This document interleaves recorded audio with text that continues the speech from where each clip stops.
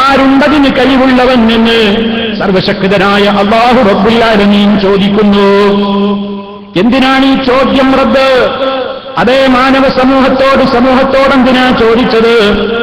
മനുഷ്യ, നീ മനസ്സിലാക്കിക്കോ, നിന്റെ കഴിവുകൾ വളരെ പരിമിതമാണ്, നിനക്ക് കഴിവില്ലാത്തവനാണ്. സർവശക്തനായ സൃഷ്ടാവിലേക്ക് നീ എപ്പോഴും ആവശ്യമുള്ളവനാണ്. അതുകൊണ്ട് മനുഷ്യ, നീ അഹങ്കരിക്കണ്ട. നിന്റെ കുടിവെള്ളം മുട്ടിക്കഴിഞ്ഞാൽ അതിനുവേണ്ടി പരസ്പരം ഒരിച്ച് വെള്ളത്തിനു വേണ്ടി പോരാടുന്ന അവസ്ഥ വരുമ്പോൾ, വെള്ളം കൊണ്ടുപോകുന്ന ടാങ്കർ ലോറികൾ വഴിക്ക് വെച്ച് തടഞ്ഞുകൊണ്ട് എങ്ങോട്ട് കൊണ്ടുപോകുന്നു ഈ നാട്ടിലെ വെള്ളമെന്ന് പറഞ്ഞുകൊണ്ട് ആ കൊണ്ടുപോകുന്ന വെള്ളത്തിന് വേണ്ടി സുഘട്ടനങ്ങളും അടിപിടികളും വരെ തുടങ്ങിക്കഴിഞ്ഞ ഒരു കാലത്ത് മനുഷ്യ ആലോചിക്കേണ്ടതില്ലേ? ഇത്രത്തോളം നാം സർവശക്തനായ നാഥന്റെ വാചകങ്ങൾ അതേ നമ്മുടെ മനസ്സുകളിലിട്ട് ഇങ്ങനെ ചിന്തിക്കേണ്ടതില്ലേ? എന്താണിങ്ങനെ സംഭവിക്കുന്നത്? ഇതിൽ മറ്റു പ്രകൃതിപരമായ കാരണങ്ങൾ തേടുന്നതിനപ്പുറം സത്യവിശ്വാസികൾക്കൊരു ബാധ്യതയുള്ളത് അവൻ ലോകത്ത് വന്നുകൊണ്ടിരിക്കുന്ന പ്രളയക്കെടുതികളാണെങ്കിലും ക്ഷാമമാണെങ്കിലും മറ്റേത് പ്രതിസന്ധികളാണെങ്കിലും അതിലൊക്കെയും മനുഷ്യൻ അവനെക്കുറിച്ചൊന്ന് ചിന്തിക്കേണ്ടതുണ്ട്. മനുഷ്യനിൽ വരുന്ന സൃഷ്ടാവായ അല്ലാഹുവിങ്കൽ നിന്നുള്ള ഒഴിഞ്ഞു പോക്കാണ് സർവശക്തനായ അല്ലാഹു മനുഷ്യന് ജീവിക്കാൻ നിശ്ചയിച്ചു വന്നിട്ടുള്ള അവന്റെ പ്രവാചകന്മാരിലൂടെ ലോകത്തിന്റെ മുമ്പിൽ പഠിപ്പിച്ചു തന്നിട്ടുള്ള ഒരു ശരിയായ റൂട്ടുണ്ട്. ആ ശരിയായ റൂട്ടിൽ നിന്ന് മനുഷ്യൻ എത്രത്തോളം അകന്നു പോകുന്നുവോ, ആ അകന്നു പോകുമ്പോൾ അതിന്റെ ഫലമായി ഇവിടെ പരീക്ഷണങ്ങളും അതുപോലെ തന്നെയുള്ള വിപത്തുകളുമൊക്കെ വന്നുകൊണ്ടിരിക്കുമെന്നാണ് പരിശുദ്ധ ഖുർആനിൽ നിന്ന് മനസ്സിലാകുന്നത്. നബി സല്ലല്ലാഹു അലൈഹി വസല്ലം അത് തന്നെയാണ് പഠിപ്പിക്കുന്നത്. മഹാന്മാരായ അമ്പിയാക്കളും അത് തന്നെയാണ് പഠിപ്പിച്ചത്. നോക്കൂ നിങ്ങൾ, നൂഹ് നബി അലൈഹിസ്സലാത്തു വസ്സലാം അതാ തന്റെ സമൂഹത്തോട് മഹാനവറുകൾ എന്താ പറയുന്നത്? ഫഖുൽതു ഇസ്തഗ്ഫിറൂ റബ്ബക്കും ഇന്നഹു കാന ഗഫാറാ യുർസിലിസ് സമാഅ അലൈക്കും മിദ്റാറാ. മഹാനവറുകൾ ജനങ്ങളോട് പറഞ്ഞു, ഇസ്തഗ്ഫിറൂ റബ്ബക്കും, നിങ്ങൾ നിങ്ങളുടെ രക്ഷിതാവിനോട് പൊറുക്കലിനെ ചോദിക്കൂ ജനങ്ങളെ, അല്ലാഹുവിലേക്ക് ഖേദിച്ചു മടങ്ങൂ. റബ്ബേ, തെറ്റുകൾ സംഭവിച്ചുപോയി, അബദ്ധങ്ങൾ വന്നുപോയിട്ടുണ്ട് നാഥാ, പുറത്തു തന്നാലും എന്ന് അവനിലേക്ക് നിങ്ങൾ ജീവിതങ്ങളിൽ വന്നുപോയിട്ടുള്ള പോരായ്മകളെ റബ്ബിനോട് പറഞ്ഞുകൊണ്ട് അല്ലാഹുവേ പുറത്തു തരണേ എന്ന് നിങ്ങൾ നിങ്ങളുടെ രക്ഷിതാവിനോട് തേടൂ. നൂഹ് അലൈഹിസ്സലാം ജനങ്ങളോട് കൽപ്പിച്ചതാണത്. അങ്ങനെ നിങ്ങൾ നിങ്ങളുടെ റബ്ബിനോട് തേടിയാൽ ഇന്നഹു കാന ഗഫാറാ, നിശ്ചയമായും അവൻ ഏറെ പുറത്തു തരുന്ന നാഥനാകുന്നു. അങ്ങനെ അവൻ നിങ്ങൾക്ക് പാപം പുറത്തു തരുമെന്ന് മാത്രമല്ല, പിന്നെ പറയുന്ന വാചകങ്ങൾ നിങ്ങൾ ശ്രദ്ധിച്ചോ സഹോദര സഹോദരി. യുർസിലിസ് സമാഅ അലൈക്കും മിദ്റാറാ, ആകാശത്തെ അവൻ നിങ്ങൾക്ക് അയച്ചു തരും. യുർസിലിസ് സമാഅ അലൈക്കും മിദ്റാറാ, കുത്തിച്ചൊരിയുന്ന നല്ല മഴ കൊണ്ടവൻ നിങ്ങൾക്ക് വാനലോകത്ത് നിന്ന് അവൻ തുറന്നു തരും, നിങ്ങൾക്ക് നല്ല മഴ തരും. വയുംദിദുകും ബിഅംവാലിൻ വബനീന വയജ്അൽ ലക്കും ജന്നാത്ത് വയജ്അൽ ലക്കും അൻഹാറാ മാലക്കും ലാ തർജൂന ലില്ലാഹി വഖാറാ വഖദ് ഖലഖകും അത്വാറാ. സൂറത്ത് നൂഹിലൂടെ അല്ലാഹു നമ്മുടെ ചിന്തയെ തട്ടിയുണർത്തുകയാണ്. പ്രിയമുള്ളവരെ, എന്താണെന്ന് പറയുന്നത്? നൂഹ് അലൈഹിസ്സലാം ജനതയോട് പറയുന്നു, റബ്ബിനോട് ഇസ്തിഗ്ഫാർ ചോദിക്കൂ, പടച്ചവനിലേക്ക് ഖേദിച്ചു മടങ്ങൂ, നിങ്ങൾക്ക് മഴ കിട്ടും, നിങ്ങൾക്കവൻ സമ്പത്ത് തരും, നിങ്ങൾക്കവൻ തോട്ടങ്ങൾ തരും, നിങ്ങൾക്കവൻ നിങ്ങളുടെ തോട്ടങ്ങളിൽ നനക്കാനും കുളിക്കാനും കുടിക്കാനും സൗകര്യത്തിന് അതേ അരുവികൾ അവൻ നിശ്ചയിച്ചു തരും. നിങ്ങളെന്തേ നിങ്ങളുടെ റബ്ബിനെ കുറിച്ചൊരു ഗൗരവത്തോടെ ചിന്തിക്കാത്തത്? ആ റബ്ബല്ലേ നിങ്ങളെ പടച്ചത്, ആ റബ്ബല്ലേ നിങ്ങളെ സൃഷ്ടിച്ചത് എന്നിങ്ങനെ സർവശക്തനായ അല്ലാഹു റബ്ബുൽ ആലമീൻ, അവനല്ലയോ ഖാലിഖ്, അവനല്ലയോ റാസിഖ്, അവനല്ലയോ ലോകത്തെ എല്ലാം നിയന്ത്രിക്കുന്നവൻ, അവനല്ലയോ എല്ലാം ചെയ്തു തരുന്ന കഴിവുള്ളവൻ. ആ കഴിവുള്ള റബ്ബിന്റെ കഴിവുകളെക്കുറിച്ച് നന്നായി ആലോചിച്ച് കഴിവില്ലാത്ത നിന്റെ പോരായ്മകളെക്കുറിച്ച് നന്നായി മനസ്സിലാക്കി, സർവശക്തനായ നാഥനാണ് എനിക്കെല്ലാം തന്നത് തരുന്നത്, അതുകൊണ്ട് അവന്റെ കൽപ്പനകളെ അനുസരിച്ചുകൊണ്ടാണ് ഞാൻ ജീവിക്കേണ്ടത് എന്നൊന്ന് ചിന്തിക്കാത്തതെന്തേ? ഇതാണ് നൂഹ് നബി അലൈഹിസ്സലാം ജനതയോട് ചോദിച്ചത്. ഹൂദ് നബി അലൈഹിസ്സലാമും സമാനമായ ചോദ്യം, സമാനമായ രൂപത്തിലുള്ള ഉപദേശ നിർദ്ദേശം ജനങ്ങൾക്ക് കൊടുത്തതായി പരിശുദ്ധ ഖുർആനിൽ തന്നെ നമുക്ക് കാണാം. അപ്പൊ സഹോദരങ്ങളെ, മനുഷ്യനിൽ വരുന്ന വീഴ്ചകളാണ്, മനുഷ്യൻ തന്റെ സൃഷ്ടാവിൽ നിന്ന് അകന്നകന്നു പോകുമ്പോഴാണ് ലോകത്ത് പരീക്ഷണങ്ങൾ വരുന്നത്, വിപത്തുകൾ സംഭവിക്കുന്നത്, പോരായ്മകൾ ഉണ്ടായിക്കൊണ്ടിരിക്കുന്നത്, മാരകമായ രോഗങ്ങൾ ഉണ്ടാകുന്നത്.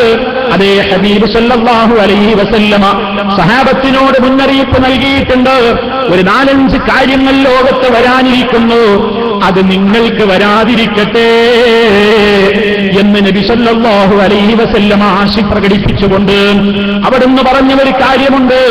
ലോകത്ത് ഫാഹിശത്തുകൾ വിളയാടിയാൽ, അശ്ലീലതകൾ ലോകത്ത് വർദ്ധിച്ചാൽ, വ്യഭിചാരം വർദ്ധിച്ചാൽ, സ്ത്രീ അഴിഞ്ഞാട്ടം വർദ്ധിച്ചാൽ, അതേ ഫാഹിശത്തുകൾ രാജ്യമൊട്ടാകെ വ്യാപിച്ചു കഴിഞ്ഞാൽ, ചികിത്സയില്ലാത്ത, നിങ്ങളുടെ മുൻഗാമികൾക്ക് പോലും പരിചയമില്ലാത്ത മഹാമാരികൾ, മഹാരോഗങ്ങൾ, മാറാവ്യാധികൾ ലോകത്ത് പടരാതിരിക്കുകയില്ല.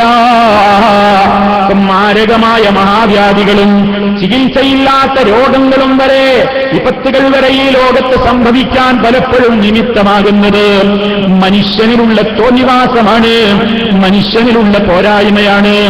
സകാത്തുകൾ കൃത്യമായി കൊടുക്കാത്ത ഒരവസ്ഥ വരുമ്പോൾ വാനലോകത്ത് നിന്ന് മഴയിറങ്ങുന്നത് മുട്ടിപ്പോകുമെന്ന് ഹബീബ് സല്ലല്ലാഹു അലൈഹി വസല്ലം പറഞ്ഞിട്ടില്ലേ? അങ്ങനെ എത്രയെത്ര പ്രവചനങ്ങൾ മഹാനായ മുത്തു മുസ്തഫ സല്ലല്ലാഹു അലൈഹി വസല്ലം പറഞ്ഞു. എന്തിന്? നമ്മൾ ആലോചിക്കാൻ, നാം ചിന്തിക്കാൻ, നാം ശരിക്കും ഉൾക്കൊള്ളാൻ. സൃഷ്ടാവിൽ നിന്ന് പിടിവിട്ടുപോയാൽ അതേ വിപത്തുകളുണ്ട്, പരലോക ശിക്ഷ വേറെയും വരാനുണ്ട്. അതുകൊണ്ട് ഇവിടെ വെച്ച് തന്നെ മനുഷ്യ ഖേദിച്ചു മടങ്ങിക്കോ. അതല്ലേ സഹാബിമാരുടെ കാലത്തും നബി സല്ലല്ലാഹു അലൈഹി വസല്ലം പഠിപ്പിച്ച ആശയമനുസരിച്ചുകൊണ്ട് ജലക്ഷാമമുണ്ടായപ്പോൾ അതേ അല്ലാഹുവേ തൗബ ചെയ്യുന്നു നിന്നിലേക്ക്, പാപങ്ങൾ മുഖേനയാണ് ബലാൽകൾ ഉണ്ടാകുന്നത്, തൗബ മുഖേനയല്ലാതെ അതിവിടെ നിന്ന് ഉയർത്തപ്പെടുകയില്ല എന്നൊക്കെ റബ്ബിനോട് കരഞ്ഞു തേടി പ്രാർത്ഥിച്ചുകൊണ്ട് മഴയ്ക്ക് വേണ്ടി തേടിയ മഹാരഥന്മാര് കഴിഞ്ഞുപോയില്ലേ? അവിടെയൊക്കെ നമുക്ക് നൽകുന്ന സന്ദേശം എന്താണ്? പ്രിയമുള്ളവരെ, അല്ലാഹു റബ്ബുൽ ആലമീൻ നമ്മെ ഈ ഭൂമുഖത്തേക്ക് അയച്ചിട്ടുള്ളത് അവന്റെ കൽപ്പനാ നിർദ്ദേശങ്ങൾ ജീവിതത്തിൽ മാനിച്ചുകൊണ്ട് മുന്നോട്ട് പോകുവാനാണ്. ആ രൂപത്തിൽ മുന്നോട്ട് പോയാൽ നമുക്ക് സമാധാനം ഈ ലോകത്തുമുണ്ട്, നാളെ പരലോകത്തുമുണ്ട്. ആ റൂട്ടിൽ നിന്ന് തെറ്റിക്കൊണ്ട് ജീവിച്ചാലോ പരാജയം തന്നെ. ഇതാണ് ഇസ്ലാം നമുക്ക് നൽകുന്ന ഏറ്റവും പ്രധാനപ്പെട്ട താക്കീതും മുന്നറിയിപ്പും. നാം മനസ്സിലാക്കണം, മഴയ്ക്ക് ക്ഷാമം നേരിട്ടപ്പോൾ അതാ പലരും പല വഴികൾ സ്വീകരിക്കുന്നു. ചിലർ പറയുന്നു ഭൂമി പൂജ നടത്തിയാൽ മഴ കിട്ടിയേക്കും, ഹോമക്കുണ്ടുകൾ ഉണ്ടാക്കിയാൽ മഴ കിട്ടിയേക്കും. അതുപോലെ തന്നെ അഗ്നിപൂജ, പ്രത്യേകമായ നിലക്ക് അഗ്നിപൂജ നടത്തിയാൽ അതേ വർഷിച്ചേക്കും മഴ എന്നൊക്കെ പല രൂപത്തിലുള്ള ധാരണകളും സമൂഹത്തിലുണ്ടായി. അല്ലാഹുവിൽ അടിയുറച്ച് വിശ്വസിക്കുന്ന വിശ്വാസികൾ അവനോടതാ കരഞ്ഞു തേടി പ്രാർത്ഥിച്ചു, റബ്ബിന്റെ മുമ്പിലേക്ക് ദുആയിരുന്നു. അതേ, അത് അല്ലാഹു നമുക്ക് നിശ്ചയിച്ചു തന്നിട്ടുള്ള മാർഗമാണ്. അവനോട് തേടിക്കോ, അവനോട് യാചിച്ചോ, അവന്റെ മുമ്പിലേക്ക് സങ്കടം പറഞ്ഞു. അതേ, മഴ വരാൻ കഴിവുള്ളവൻ അവൻ മാത്രമാണ്. ആ നിലക്ക് മുസ്ലിമീങ്ങൾ ആ മാതൃക പിന്തുടർന്നുകൊണ്ട് ഇന്നും മുന്നോട്ട് പോകുന്നു. അതേ അവസരത്തിൽ പ്രിയമുള്ളവരെ, പല ആളുകളും മനസ്സിലാക്കിയത് മഴ കിട്ടണമെങ്കിൽ ദർഗയിലുള്ള കൊടിയെടുത്ത് റോന്തു ചുറ്റിയാൽ മഴ കിട്ടും എന്ന് വിശ്വസിക്കുന്ന ഒരു കാലഘട്ടമുണ്ടായിരുന്നു. അതേ, മമ്പുറത്തെ കൊടിയെടുത്തുകൊണ്ട് നാടൊട്ടാകെ ചുറ്റി നടന്ന് അതേ മഴയ്ക്ക് വേണ്ടി അർപ്പിച്ചിരുന്ന ഒരു കാലഘട്ടമുണ്ടായിരുന്നു. പക്ഷേ ആളുകൾക്കെല്ലാം ഇന്ന് ഏതാണ്ട് കാര്യമൊക്കെ ബോധ്യമായി. സർവശക്തനായ റബ്ബിലേക്ക് ഇരക്കുകയല്ലാതെ മാർഗമില്ല. അതല്ലേ റബ്ബുൽ ആലമീൻ ഓർമ്മപ്പെടുത്തുന്നത്, യാ അയ്യുഹന്നാസ് അൻതുമുൽ ഫഖറാഉ ഇലല്ലാഹ്. ഓ മനുഷ്യരെ, നിങ്ങളെല്ലാം അല്ലാഹുവിനെക്കുള്ള ആവശ്യമുള്ളവരാണ്, അല്ലാഹുവിലേക്ക് ആവശ്യമുള്ളവരാണ് എന്ന കൃത്യമായ ആ ഒരു നിർദ്ദേശം, ആ നിർദ്ദേശത്തിൽ നിന്ന് മനുഷ്യൻ വിട്ട് സർവശക്തനായ അല്ലാഹുവിന് പുറമേ അവന്റെ സൃഷ്ടികളോട് തേടുന്ന ഒരു ദുരന്തം, അത് മഴയ്ക്ക് വേണ്ടിയാണെങ്കിലും മറ്റു കാര്യങ്ങൾക്ക് വേണ്ടിയാണെങ്കിലും ആഗ്രഹ സഫലീകരണത്തിന് വേണ്ടിയാണെങ്കിലും സന്താനലബ്ധിക്ക് വേണ്ടിയാണെങ്കിലും രോഗനിവാരണത്തിന് വേണ്ടിയാണെങ്കിലും അങ്ങനെ ധാരാളക്കണക്കിന് ആവശ്യങ്ങൾക്കായി ഖാലിഖായ റബ്ബിനെ വിട്ടുകൊണ്ട് മഖ്ലൂഖുകളെ വിളിച്ച് പ്രാർത്ഥിക്കുന്ന സ്വഭാവം അതേ അല്ലാഹു റബ്ബുൽ ആലമീൻ ശക്തമായ നിലക്ക് തന്നെ അവനൊരിക്കലും അത് പുറത്തു തരില്ലെന്ന് ഗൗരവത്തോടെ പറഞ്ഞ ശിർക്കിന്റെ പ്രവർത്തനമാണ്.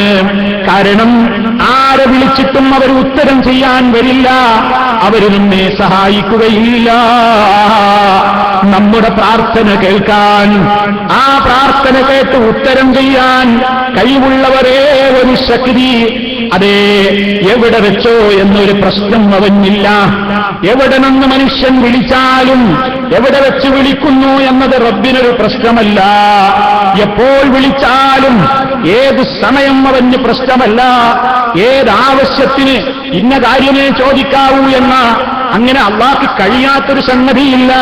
അതുകൊണ്ട് ഏത് ആവശ്യത്തിന് വേണ്ടി തേടിയാലും, ഏത് ഭാഷക്കാരൻ വിളിച്ചാലും, ഏത് ഭാഷയിൽ സംസാരിക്കുന്നവൻ റബ്ബിനോട് തേടിയാലും, കോടിക്കണക്കിന് സൃഷ്ടികൾ, കോടിക്കണക്കിന് ആവശ്യങ്ങൾ അതേ ഒരേ സമയത്ത് തേടിയാലും അവയൊക്കെ വേർതിരിച്ച് കേട്ട് മനസ്സിലാക്കി അറിഞ്ഞ് ഓരോരുത്തരുടെയും ആവശ്യങ്ങൾ എന്താണെന്ന് വേറെ വേറെ തന്നെ മനസ്സിലാക്കി വേറെ വേറെ തന്നെ ഓരോരുത്തർക്കും ഉത്തരം നൽകാൻ കഴിവുള്ള ഒരൊറ്റ ശക്തിയേയുള്ളൂ.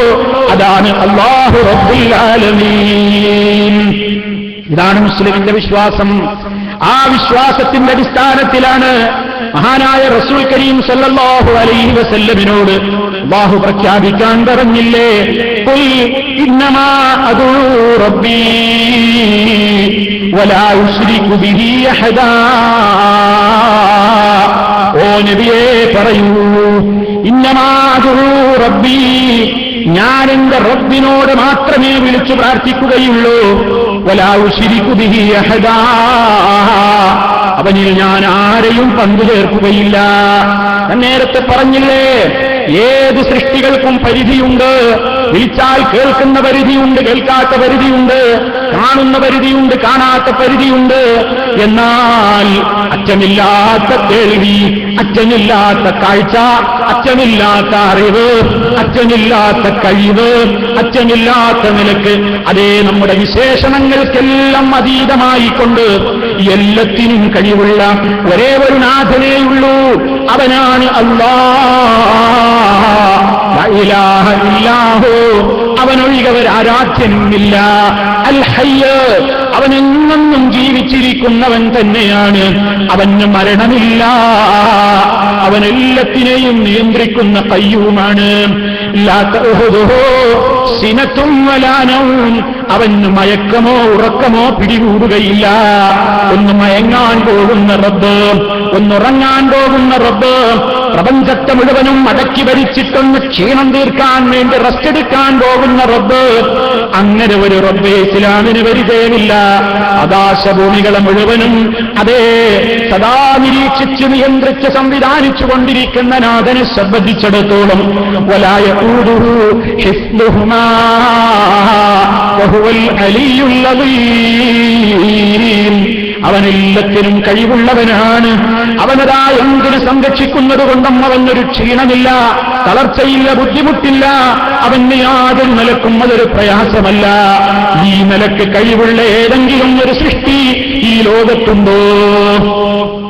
അവിടെയാണ് മനുഷ്യൻ മനസ്സിലാക്കേണ്ടത്. അതേ തന്റെ കഴിവുകൾ അവസാനിക്കുന്നിടത്ത്, നമ്മുടെ കഴിവുകൾ അവസാനിക്കുന്ന ഒരു സ്ഥലത്ത് എവിടെ വെച്ചാണെങ്കിലും നമ്മുടെ കഴിവുകൾ അങ്ങ് അവസാനിച്ചു കഴിഞ്ഞാൽ ഇനി നമുക്ക് വിളിക്കാവുന്ന, അവലംബിക്കാവുന്ന പവറുള്ള ഒരൊറ്റ ശക്തിയേയുള്ളൂ. അവിടെ മലക്കുമില്ല, ജിന്നുമില്ല, അമ്പിയാക്കളുമില്ല, ഔലിയാക്കളുമില്ല, ആരുമില്ല, അല്ലാഹു മാത്രം. അതാണ് വളരെ കൃത്യമായി ഇസ്ലാമിന്റെ വിശ്വാസം. ആ വിശ്വാസത്തിലൂടെ തന്നെയാണ് മുസ്ലിം പോയിക്കൊണ്ടിരിക്കുന്നത്. ആ നിലക്ക് കൃത്യമായി കഴിവുള്ള, പവറുള്ള, അവലംബിക്കാവുന്ന, എല്ലാം തവക്കുലാക്കാൻ പറ്റുന്ന ഒരൊറ്റ ശക്തിയതാ പടച്ച റബ്ബ് മാത്രമാണെന്ന് അടിയുറച്ച് വിശ്വസിക്കുന്നവനാണ് മുസ്ലിം. ഹുവൽ ഹയ്യു ലാ ഇലാഹ ഇല്ലാഹു ഫദ്ഉഹു മുഖ്ലിസീന ലഹുദ്ദീൻ. അവനാണെന്നും ജീവിച്ചിരിക്കുന്നവൻ. അവനെ നിങ്ങൾ വിളിക്കൂ, അവനെ മാത്രം വിളിക്കൂ. അതേ ആത്മാർത്ഥമായി ഇഖ്ലാസോടെ അവനെ മാത്രം വിളിച്ചു പ്രാർത്ഥിക്കൂ. പരിശുദ്ധ ഖുർആനിന്റെ കൽപ്പനയാണ്. ഈ നിലക്ക് തന്നെ സൃഷ്ടിച്ച് തനിക്ക് വേണ്ടതെല്ലാം ചെയ്ത് താൻ എവിടെയാണെങ്കിലും തന്നെ കണ്ടുകൊണ്ടിരിക്കുന്ന, താൻ എവിടെ വെച്ച് വിളിച്ചാലും കേട്ടുകൊണ്ടിരിക്കുന്ന, ദൂരപരിധിയില്ലാതെ, ശബ്ദവ്യത്യാസമില്ലാതെ, ഭാഷാവ്യത്യാസമില്ലാതെ, കാലവ്യത്യാസമില്ലാതെ, സമയവ്യത്യാസമില്ലാതെ, വിഷയവ്യത്യാസമില്ലാതെ ഏത് കാര്യത്തിന് വേണ്ടി തേടിയാലും കേട്ട് അറിഞ്ഞ് മനസ്സിലാക്കി കണ്ട് മനസ്സുപോലും വായിച്ചറിഞ്ഞ് കൃത്യമായി ഉത്തരം ചെയ്യാൻ കഴിവുള്ള ഒരൊറ്റ ശക്തിയേയുള്ളൂ. അവനോടല്ലാത്ത ഒരു പ്രാർത്ഥന പാടില്ല. ഇതല്ലേ ഇസ്ലാമിന്റെ ജീവൻ, ഇതല്ലേ ഇസ്ലാമിന്റെ കാതൽ. ആ കൃത്യമായ കാതലിൽ നിന്ന് മനുഷ്യനെ തെറ്റിക്കാൻ ശൈത്താൻ ഇങ്ങനെ ശ്രമിച്ചുകൊണ്ടേയിരിക്കുന്നു. അതുകൊണ്ട് അവനും ശൈത്താൻ മനുഷ്യനോട് പഠിപ്പിച്ചു കൊടുത്തു, മനുഷ്യ, നീ വിചാരിക്കുന്നത് പോലെയല്ല കാര്യം. എവിടെ നിന്ന് വിളിച്ചാലും ശബ്ദദൂര കാലവ്യത്യാസമില്ലാതെ കാണുന്ന വേറെയും ആളുകളുണ്ട്, കേൾക്കുന്നവരുണ്ട്, അറിയുന്നവരുണ്ട്. അതേ അള്ളാന്റെ അള്ളാനെ കുറിച്ച് നീ വിശ്വസിക്കുന്നത്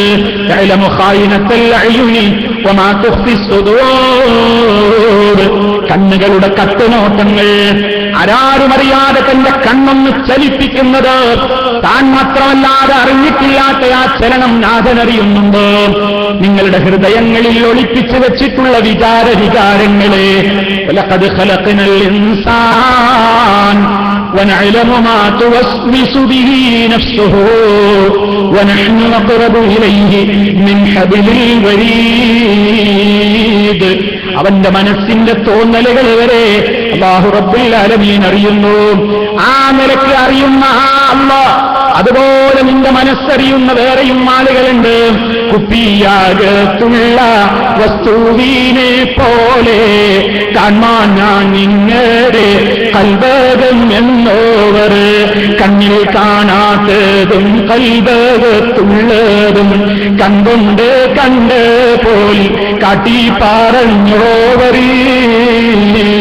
ശൈഖ് മുഹ്യിദ്ദീൻ അബ്ദുൽ ഖാദിർ ജീലാനി റഹിമഹുള്ളയെ കുറിച്ച് അദ്ദേഹത്തെ പ്രകീർത്തിക്കാനെന്ന പേരിൽ ചമച്ചുണ്ടാക്കിയ പദ്യശകലങ്ങളിൽ നമുക്ക് കാണാനാവില്ലേ? മനുഷ്യ മനസ്സിലുള്ള വികാരങ്ങൾ, തോന്നലുകൾ ഒരു കുപ്പിയിലുള്ള ദ്രാവകം നമ്മുടെ നഗ്നനേത്രങ്ങൾ കൊണ്ട് നമ്മളെങ്ങനെ കാണുമോ, ഇതുപോലെ അതാ ബഗ്ദാദിലെ ഖബറിൽ കിടന്നുകൊണ്ട് ലോകത്തുള്ള സൃഷ്ടികളുടെ മനസ്സിലുള്ളത് ശൈഖ് ജീലാനി കാണുന്നു, കേൾക്കുന്നു, അറിയുന്നു. അതുകൊണ്ട് അതേ മുഹ്യിദ്ദീൻ ശൈഖേ അങ്ങ് വിളിച്ചാൽ ആ വിളിക്കുന്നവനെ ശൈഖ് കാണുന്നുണ്ട്, കേൾക്കുന്നുണ്ട്, എന്തിനു വിളിച്ചു എന്ന മനോഗതി അറിയുന്നുണ്ട്. എന്ത് കാര്യത്തിന് ചോദിച്ചാലും ഉത്തരം ചെയ്യാനുള്ള കഴിവ് നൽകപ്പെട്ടിട്ടുണ്ട്. അതുകൊണ്ട് എനിക്ക് ഉത്തരം ചെയ്യും. ആ നിലക്ക് അടിയുറച്ച് വിശ്വസിച്ചുകൊണ്ട് ശൈഖ് ജീലാനിയോട് മാത്രമല്ല ലോകത്തതാ ഔലിയാക്കളെന്ന് വിളിക്കപ്പെടുന്നവരോടും അല്ലാത്തവരോടും അതേ ആ രൂപത്തിലുള്ള ഏതെല്ലാം ആളുകളുണ്ടോ അവരെയെല്ലാം ഈ വിശ്വാസത്തിന്റെ അടിസ്ഥാനത്തിൽ വിളിച്ചു പ്രാർത്ഥിച്ചുകൊണ്ടിരിക്കുന്നു. ഇവിടെയാണ് അബദ്ധം സംഭവിച്ചത്. അങ്ങനെ സമൂഹം അല്ലാഹുവിൽ നിന്ന് പിടിവിട്ടു. പടച്ച റബ്ബൊരിക്കലും പൊറുക്കില്ലെന്ന് പറഞ്ഞ ശിർക്കൻ വിശ്വാസത്തിലേക്ക് കൂട്ടുകുത്തിപ്പോയി. ജാറങ്ങളിലൂടെ ഈ വിശ്വാസമെന്ന് പ്രചരിക്കാൻ തുടങ്ങി. അതിന് പറ്റിയ കേന്ദ്രങ്ങളായി ജാറങ്ങളെ മനുഷ്യന്മാർ കണ്ടു തുടങ്ങി.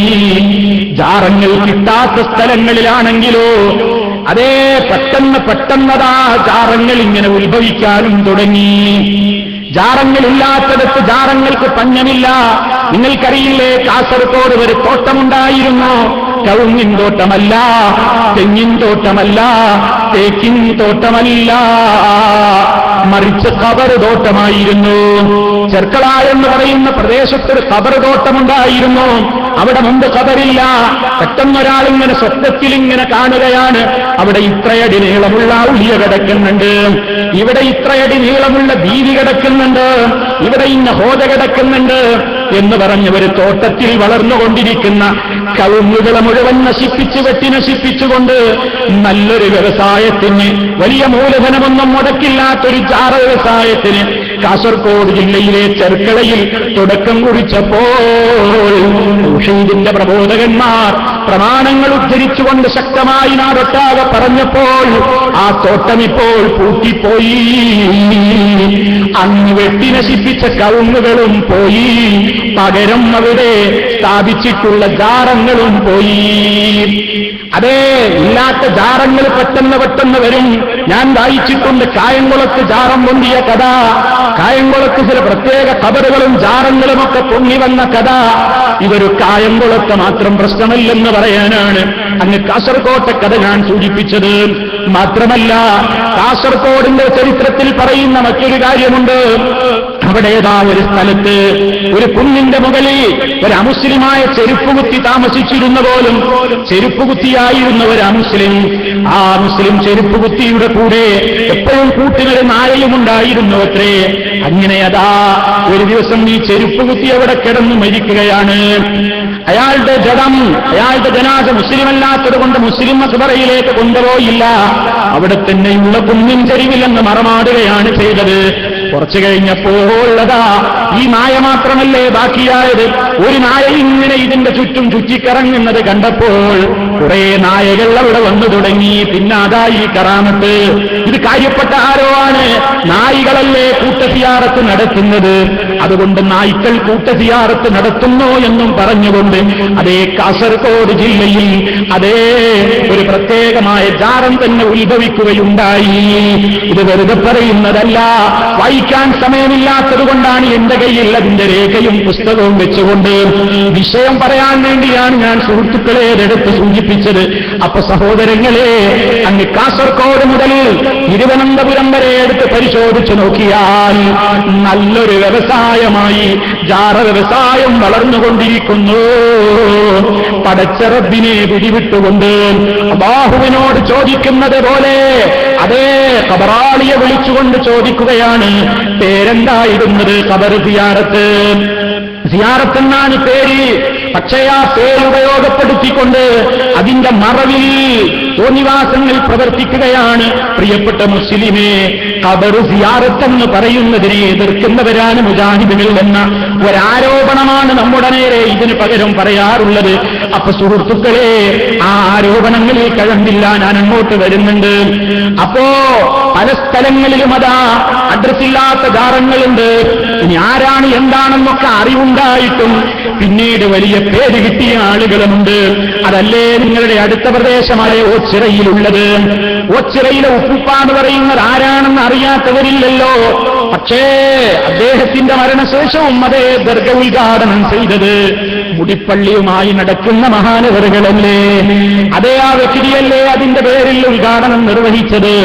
അങ്ങനെ ഒട്ടേറെ കാര്യങ്ങളതാ ആ ഒരു ഓച്ചിറ ഉപ്പാപ്പയുടെ പേരിൽ ആ പ്രത്യേകമായ ഒരു നാമകരണം കൊടുത്തുകൊണ്ട് ഇത് തങ്ങളുടെ ആളാണെന്ന് പറഞ്ഞുകൊണ്ട് സമൂഹത്തേതാ ശിർക്കിന്റെ വാതിൽ തുറന്നുകൊടുത്ത് അതിലേക്ക് പ്രവേശിക്കാനുള്ള സൗകര്യം ചെയ്തു കൊടുത്തു. നമ്മൾ മനസ്സിലാക്കണം, ഇപ്പോ അദ്ദേഹത്തിന് പേരൊക്കെ മാറിയെന്നാണ് കേൾക്കുന്നത്. ഇപ്പോ ചെറുപ്പാപ്പയല്ല, കുപ്പസ്വാമിയല്ല, ദാമോദരനല്ല. ഇപ്പോൾ പുതിയ പേരുമായിട്ടാണ് മുസ്ലിയാക്കന്മാർ നടക്കുന്നത്. മഹാനായ മസൂദ് റാവുത്തര്. പ്രത്യേകമായ ഔലിയപ്പാപ്പക്ക് പേരും വേണോ? അങ്ങനെ പേരുകളില്ലാത്തവർക്കൊക്കെ പേരില്ലേ? ഊരും പേരറിയൂലാന്ന് ആദ്യം പറയും, പിന്നെ കാണാ പേര് വരുന്നു, ഊര് വരുന്നു. എവിടെ നിന്ന് വന്നു ഊര്, എവിടെ നിന്ന് വന്നു പേര്, ഒക്കെ സ്വപ്നത്തിലങ്ങ് നിർദ്ദേശം വരലല്ലേ. അതേ ദാവൂദുൽ ഹക്കീം എന്നവരുടെ പേരിൽ ഒരു ദർഗയില്ലേ മുത്തുപേട്ടയിൽ? മുത്തുപേട്ടയിൽ ഒരു ദർഗയുണ്ട്. ആ ദർഗക്ക് പ്രശസ്തി തന്നെയും ഓപ്പറേഷനാണ്. അതേ ഓപ്പറേഷൻ നടത്തപ്പെടുന്ന ദർഗ. ഈ ദാവൂദുൽ ഹക്കീം എന്ന് പറയുന്നയാളുടെ കഥ പരിശോധിച്ചു നോക്കിയാൽ 40 അടി നീളമുള്ള ദാവൂദുൽ ഹക്കീമിന്റെ ദർഗ. ആരാ ദാവൂദുൽ ഹക്കീമാണെന്ന് കണ്ടത്? ആരാണ് അയാളെ കണ്ടത്? ആർക്കാണ് അയാളുടെ ഹിസ്റ്ററി അറിയുന്നത്? ഒരാൾക്കും അറിയൂല. ഏതോ ഒരു കർഷകൻ ഇങ്ങനെ നിലമുഴുതുകൊണ്ടിരിക്കുമ്പോൾ അയാളുടെ കലപ്പ ഒരു സ്ഥലത്ത് തട്ടിയപ്പോൾ പെട്ടെന്ന് ചോര തെറിച്ചു പോലും. ഇയാൾ ഓടിക്കളഞ്ഞു. ഇയാൾ വീട്ടിൽ പോയിട്ട് ഉറങ്ങുമ്പോ സ്വപ്നത്തിൽ കണ്ടു, എന്നെ ദ്രോഹിച്ചുവല്ലേ. അവിടെ കിടക്കുന്നത് ആരാണെന്നറിയാവോ? മഹാനവറുകളായ ഞാനാണ്. എന്റെ ഖബറിന്റെ നീളം 40 അടിയാണ് എന്നൊക്കെ അയാൾക്കങ്ങ് സ്വപ്നത്തിൽ പ്രത്യക്ഷപ്പെട്ട് പറഞ്ഞപ്പോ ഇയാൾ നാലോകരെ കൂട്ടി വിവരമറിയിച്ചുകൊണ്ട് അതേ ജാറം പണിയുന്നു. ഇങ്ങനെ സ്വപ്നത്തിന്റെ മേൽ കെട്ടിപ്പടുത്തുകൊണ്ട്, അതേ പൈശാചികമായ സ്വപ്നങ്ങളുടെ മേൽ കെട്ടിപ്പടുത്തുകൊണ്ട് ജാറങ്ങളും ദർഗകളും മഖാമുകളും അഡ്രസ്സുള്ളവയും ഇല്ലാത്തവയുമൊക്കെ, അതേ എന്താണ് അവയുടെ എല്ലാം പിന്നിൽ നടക്കുന്ന പ്രവർത്തനങ്ങൾ? അതേ ഖബർ സിയാറത്ത് എന്ന് പേരിടും. എന്നിട്ട് നബി സല്ലല്ലാഹു അലൈഹി വസല്ലം നിരോധിച്ചിട്ടുള്ള അതേ പരേതാത്മാക്കളോടുള്ള പ്രാർത്ഥനയാണ് അതിൽ നിർവഹിക്കപ്പെട്ടുകൊണ്ടിരിക്കുന്നത്. അതുകൊണ്ട് യഥാർത്ഥത്തിൽ സത്യവിശ്വാസികളായ ആളുകൾ വളരെ ഗൗരവത്തോടെ ഓർക്കേണ്ടുന്ന യാഥാർത്ഥ്യം, അതേതവസരത്തിലും താൻ പൊന്നുപോലെ കാത്തുസൂക്ഷിക്കേണ്ടുന്ന തന്റെ ഏറ്റവും പരമപ്രധാനമായ കാര്യമാണ് ലാ ഇലാഹ ഇല്ലല്ലാഹ്.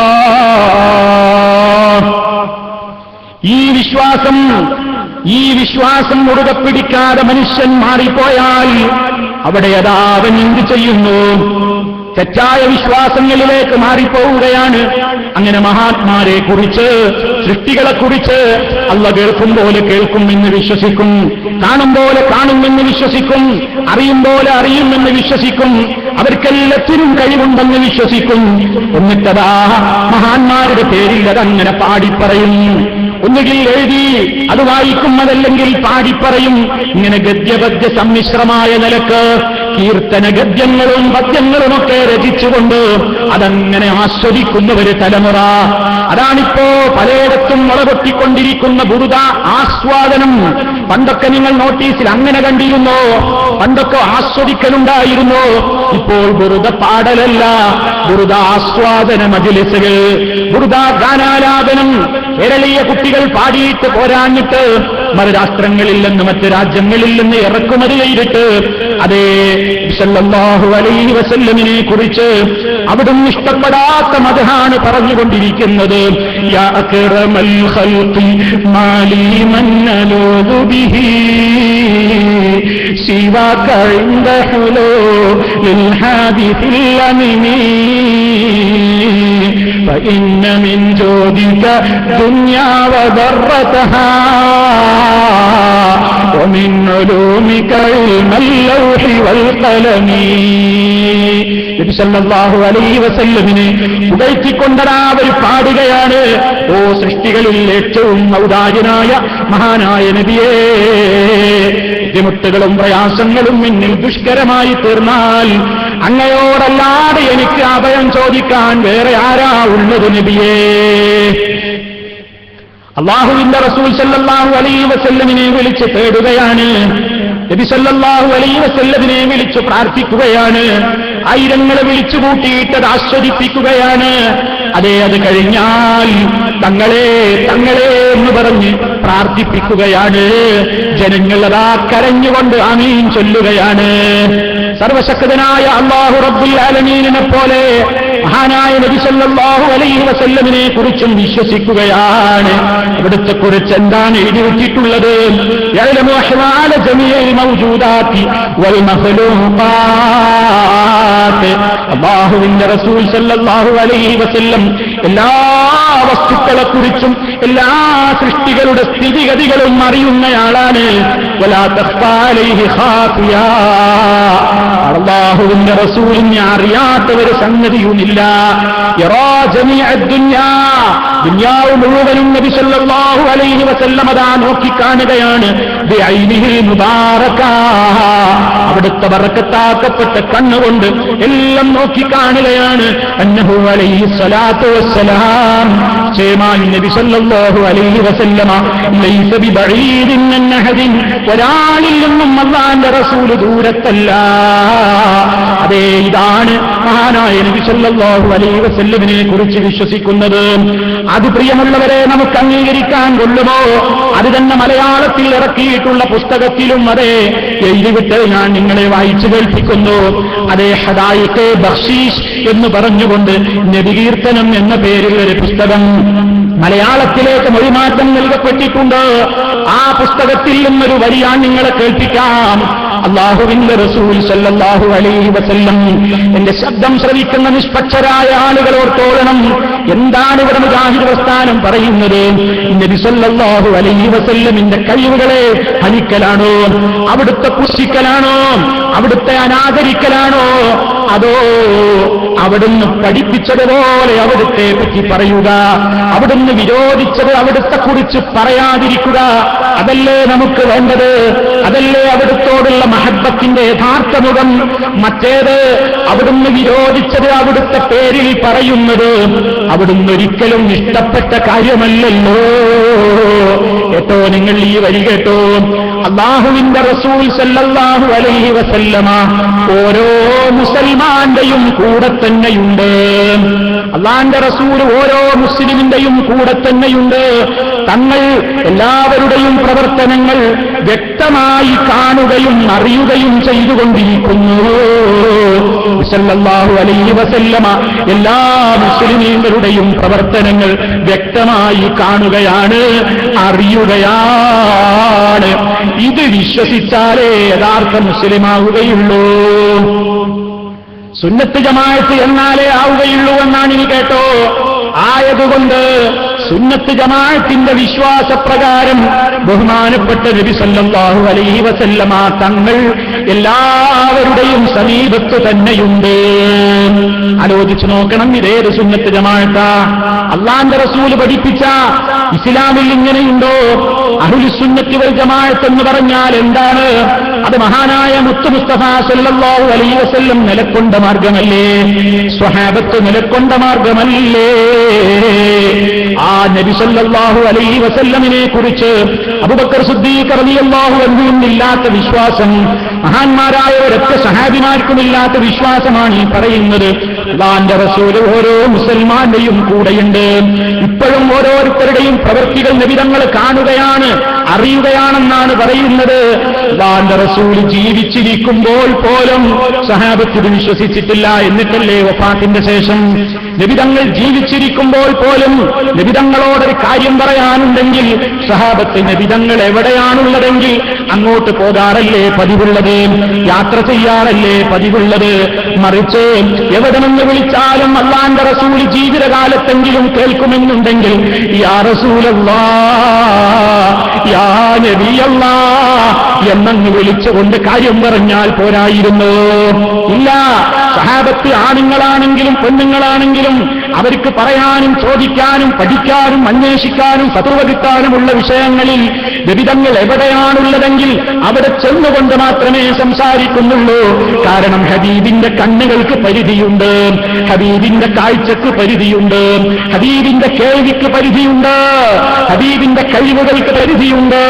പരിധിയില്ലാത്ത അറ്റമില്ലാത്ത കാഴ്ചയും കേൾവിയും കഴിവുമൊക്കെയുള്ളവൻ സർവശക്തനായ റബ്ബുൽ ആലമീൻ, അവൻ മാത്രമാണെന്നാണ് സ്വഹാബത്ത് വിശ്വസിച്ചത്.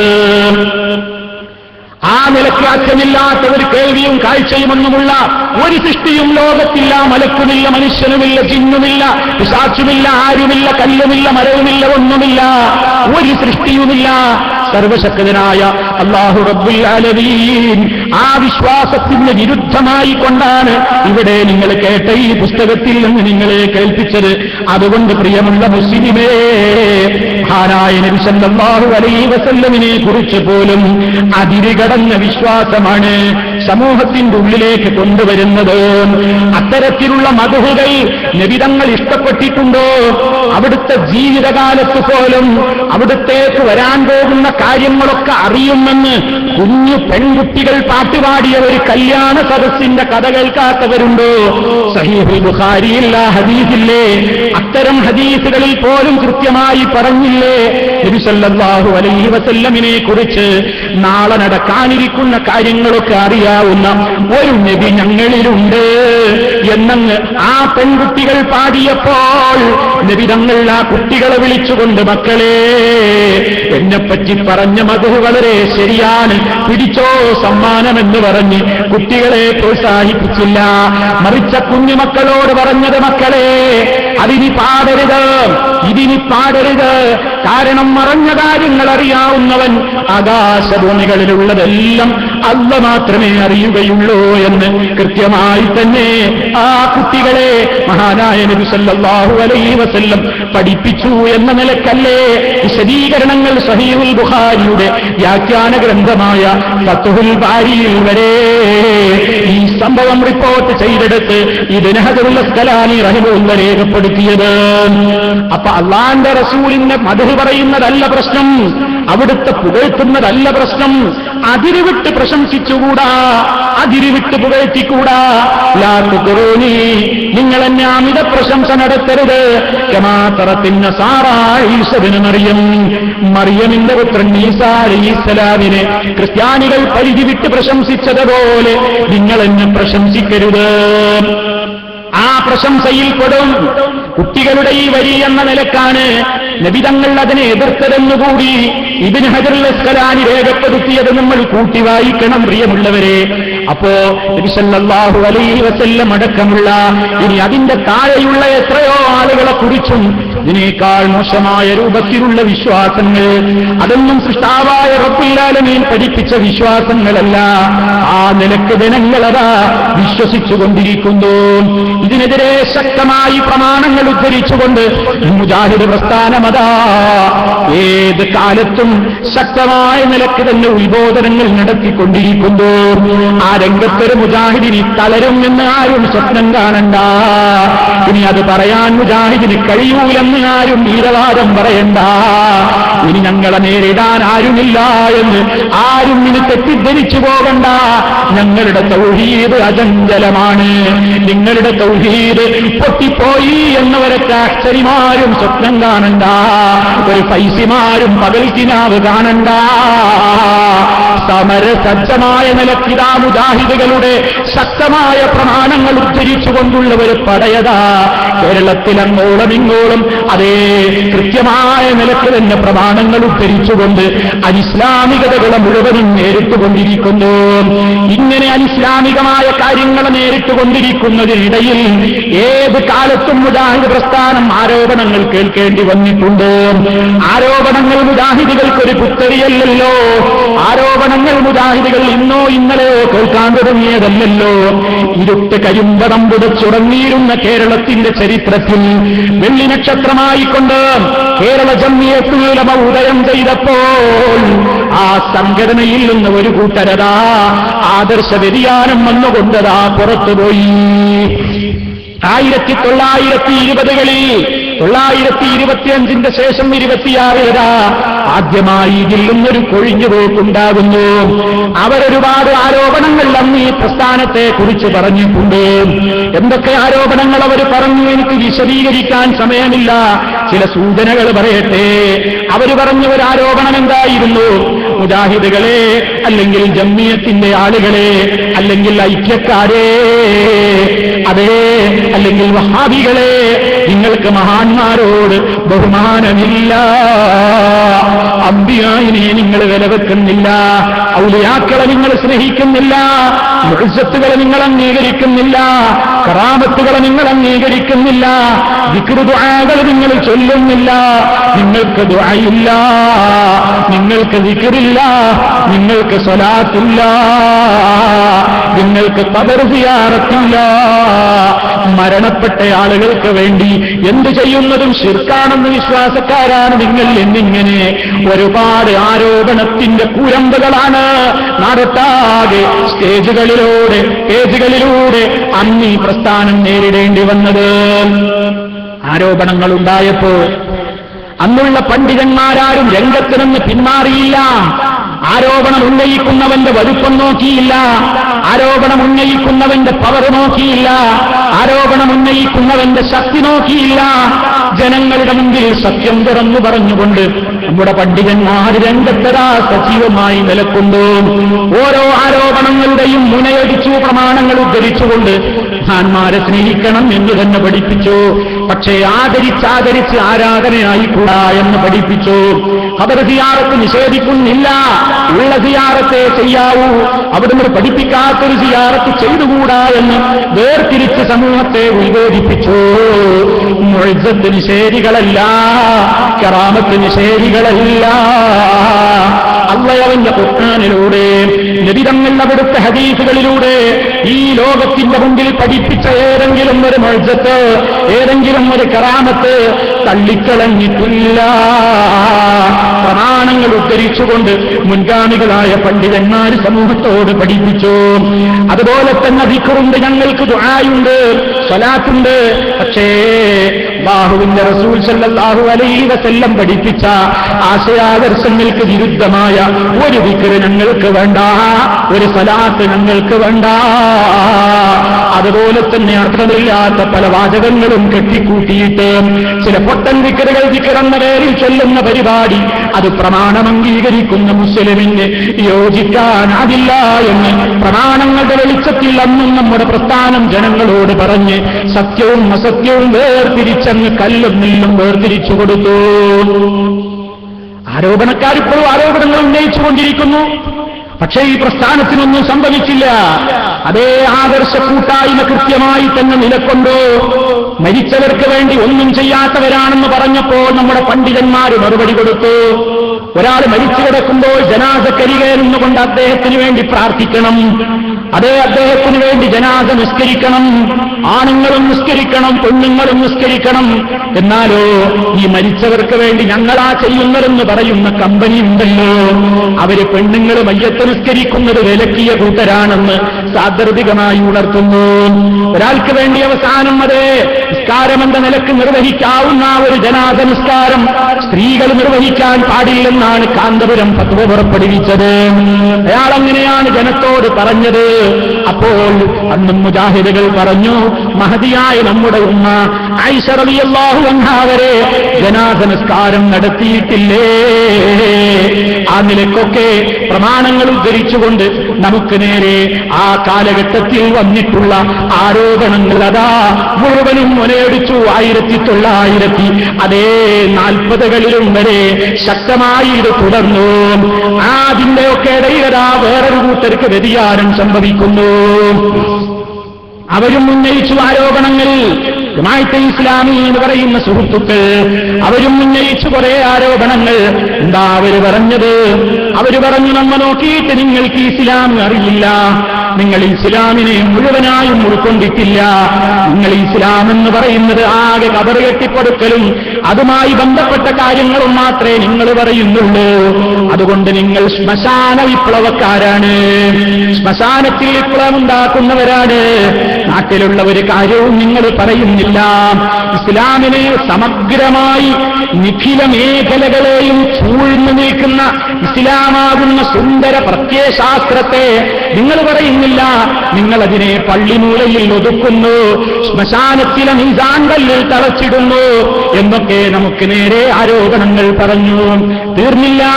നിങ്ങൾ അള്ളയല്ലാത്തവരുടെ കൽപ്പനകൾ അനുസരിച്ചുകൊണ്ട് ഗവൺമെന്റ് സ്ഥാപനങ്ങളിൽ പരീക്ഷ എഴുതുന്നവരാണ്, ജോലി ചെയ്യുന്നവരാണ്, ശമ്പളം വയ്ക്കുന്നവരാണ്. അതുകൊണ്ട് അള്ളയല്ലാത്ത ഭരണാധികാരി എന്ന് പറയുന്നത് ത്വാഗൂത്താണ്. ത്വാഗൂത്തിന് പാദസേവ ചെയ്യൽ ശിർക്കാണ്. അതുകൊണ്ട് അവർക്ക് ജയിപ്പിക്കാൻ വേണ്ടി നിയമസഭയിലേക്കും പാർലമെന്റിലേക്കും വോട്ട് ചെയ്യലും ശിർക്കാണ്. അതുകൊണ്ട് നിങ്ങളിൽ രാഷ്ട്രീയ ശിർക്ക് സംഭവിച്ച രാഷ്ട്രീയ മുശ്രിക്കുകളാണ് എന്ന ആരോപണമതാ 40കളിൽ ഈ ആദർശ കൂട്ടായ്മ കേൾക്കേണ്ടി വന്നു. എന്താ നമ്മുടെ നേതാക്കന്മാർ ചെയ്തത്? അയ്യോ, കുറച്ച് വിദ്യാഭ്യാസം ഉണ്ട് എന്നൊക്കെ പറയുന്ന ആളുകൾ ഇപ്പൊ നമ്മളെപ്പറ്റി ഇങ്ങനെയൊക്കെയാണല്ലോ പറയുന്നത്, നമുക്കിനി മാളത്തിലൊളിക്കാമെന്ന് വിചാരിച്ചോ? ഇല്ല. അവർ സമൂഹത്തിലിറങ്ങി ശക്തമായി പ്രമാണങ്ങൾ ഉദ്ധരിച്ചുകൊണ്ട് എന്താണ് ഇസ്ലാം, എന്താണ് ഇസ്ലാമിന്റെ സമഗ്രത, എന്താണ് ദീൻ, എന്താണ് ദുനിയാവ്, എന്താണ് രാഷ്ട്രം, എന്താണ് രാഷ്ട്രീയം, എന്താണ് തെരഞ്ഞെടുപ്പ്, എന്താണ് വോട്ടിങ്ങിൽ പങ്കെടുക്കുന്നതിന്റെ വിധി, എന്താണ് സർക്കാർ സ്ഥാപനങ്ങളുമായി സഹകരിക്കുന്നതിന്റെ വിധി, എന്താണ് സ്വാതന്ത്ര്യ സമരത്തെ അനുകൂലിക്കുന്നതിന്റെ വിധി, എന്താണ് അതിനെ എതിർത്താലുള്ള കുഴപ്പം എന്നൊക്കെ ഈ സമൂഹത്തോട് പഠിപ്പിക്കേണ്ടി വന്നത് ഇതിന്റെ മുൻകാല നായകന്മാർക്ക് 40കളിലുണ്ടായ ആരോപണങ്ങളെ പ്രതിരോധിച്ചുകൊണ്ട് ആളുകൾക്ക് കല്ലും നെല്ലും വേർതിരിച്ചു കൊടുക്കാൻ വേണ്ടിയായിരുന്നു.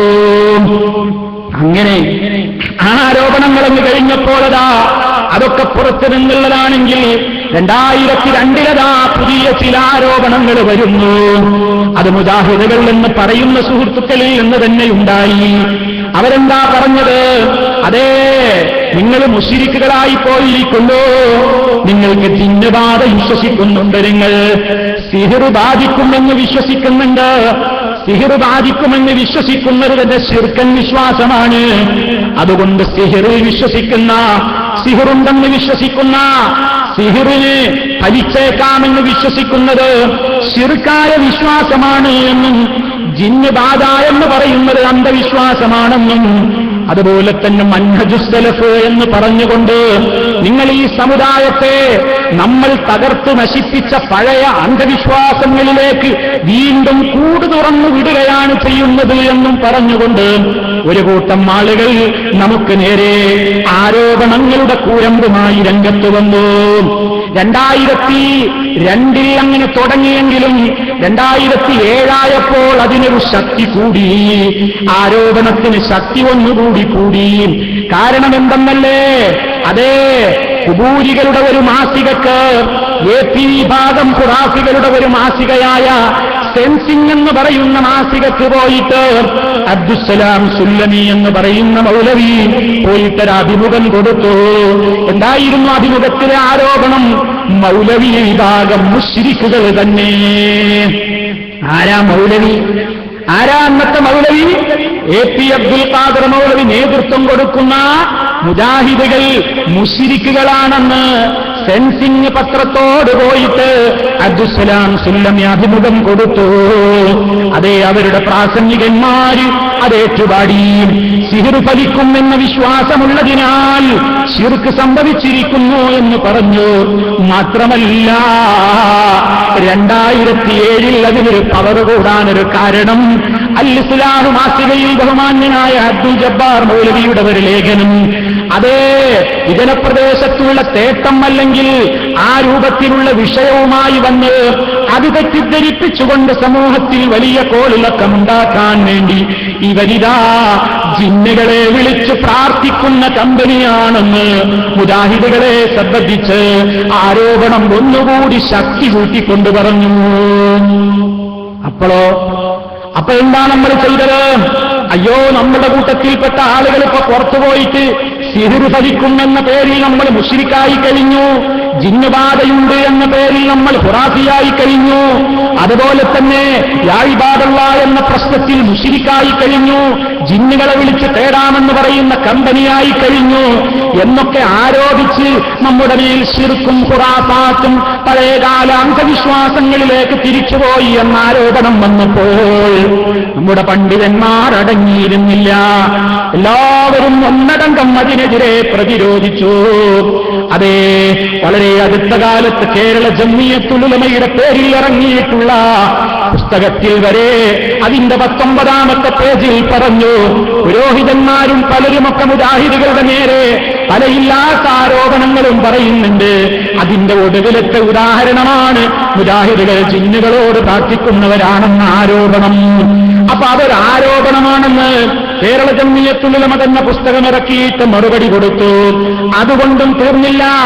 ജിന്നിന്റെയും പിശാചിന്റെയും സിഹിറിന്റെയും പേരിലാണല്ലോ ഈ ശിർക്കാരോപണം നടത്തുന്നത്. അതിനെതിരെ പുസ്തകം എഴുതിക്കൊണ്ട് ജിന്നും ശൈത്താനും എന്ന പേരിൽ കേരള നദുവത്തുൽ മുജാഹിദീൻ തന്നെ പുസ്തകമിറക്കി.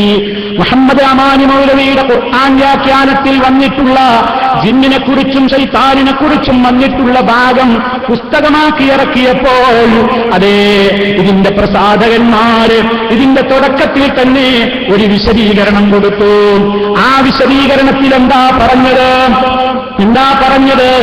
ജിന്ന് പിശാചുക്കൾക്ക് അദൃശ്യജ്ഞാനമുണ്ടെന്നും അഭൗതികമായ മാർഗത്തിലൂടെ നമ്മെ സഹായിക്കാൻ കഴിയുമെന്നും അതിനാൽ അവരോട് സഹായം ആവശ്യപ്പെട്ടുകൊണ്ട് വിളിച്ചു പ്രാർത്ഥിക്കാമെന്നുമാണ് കേൾനമ്മുകാരുടെ വാദമെന്നും കേരളക്കരയിൽ നിന്ന് ഇസ്ലാഹി പ്രസ്ഥാനം തുടച്ചു മാറ്റിയ ഈ അന്ധവിശ്വാസങ്ങൾ വീണ്ടും ഇറക്കുമതി ചെയ്തുകൊണ്ട് ശിർക്ക് പ്രചരിപ്പിക്കുകയാണ് KNM ചെയ്യുന്നത് എന്നുമുള്ള അടിസ്ഥാനരഹിതമായ ദുരാരോപണമാണ് അവർ ഉന്നയിച്ചുകൊണ്ടിരിക്കുന്നത്.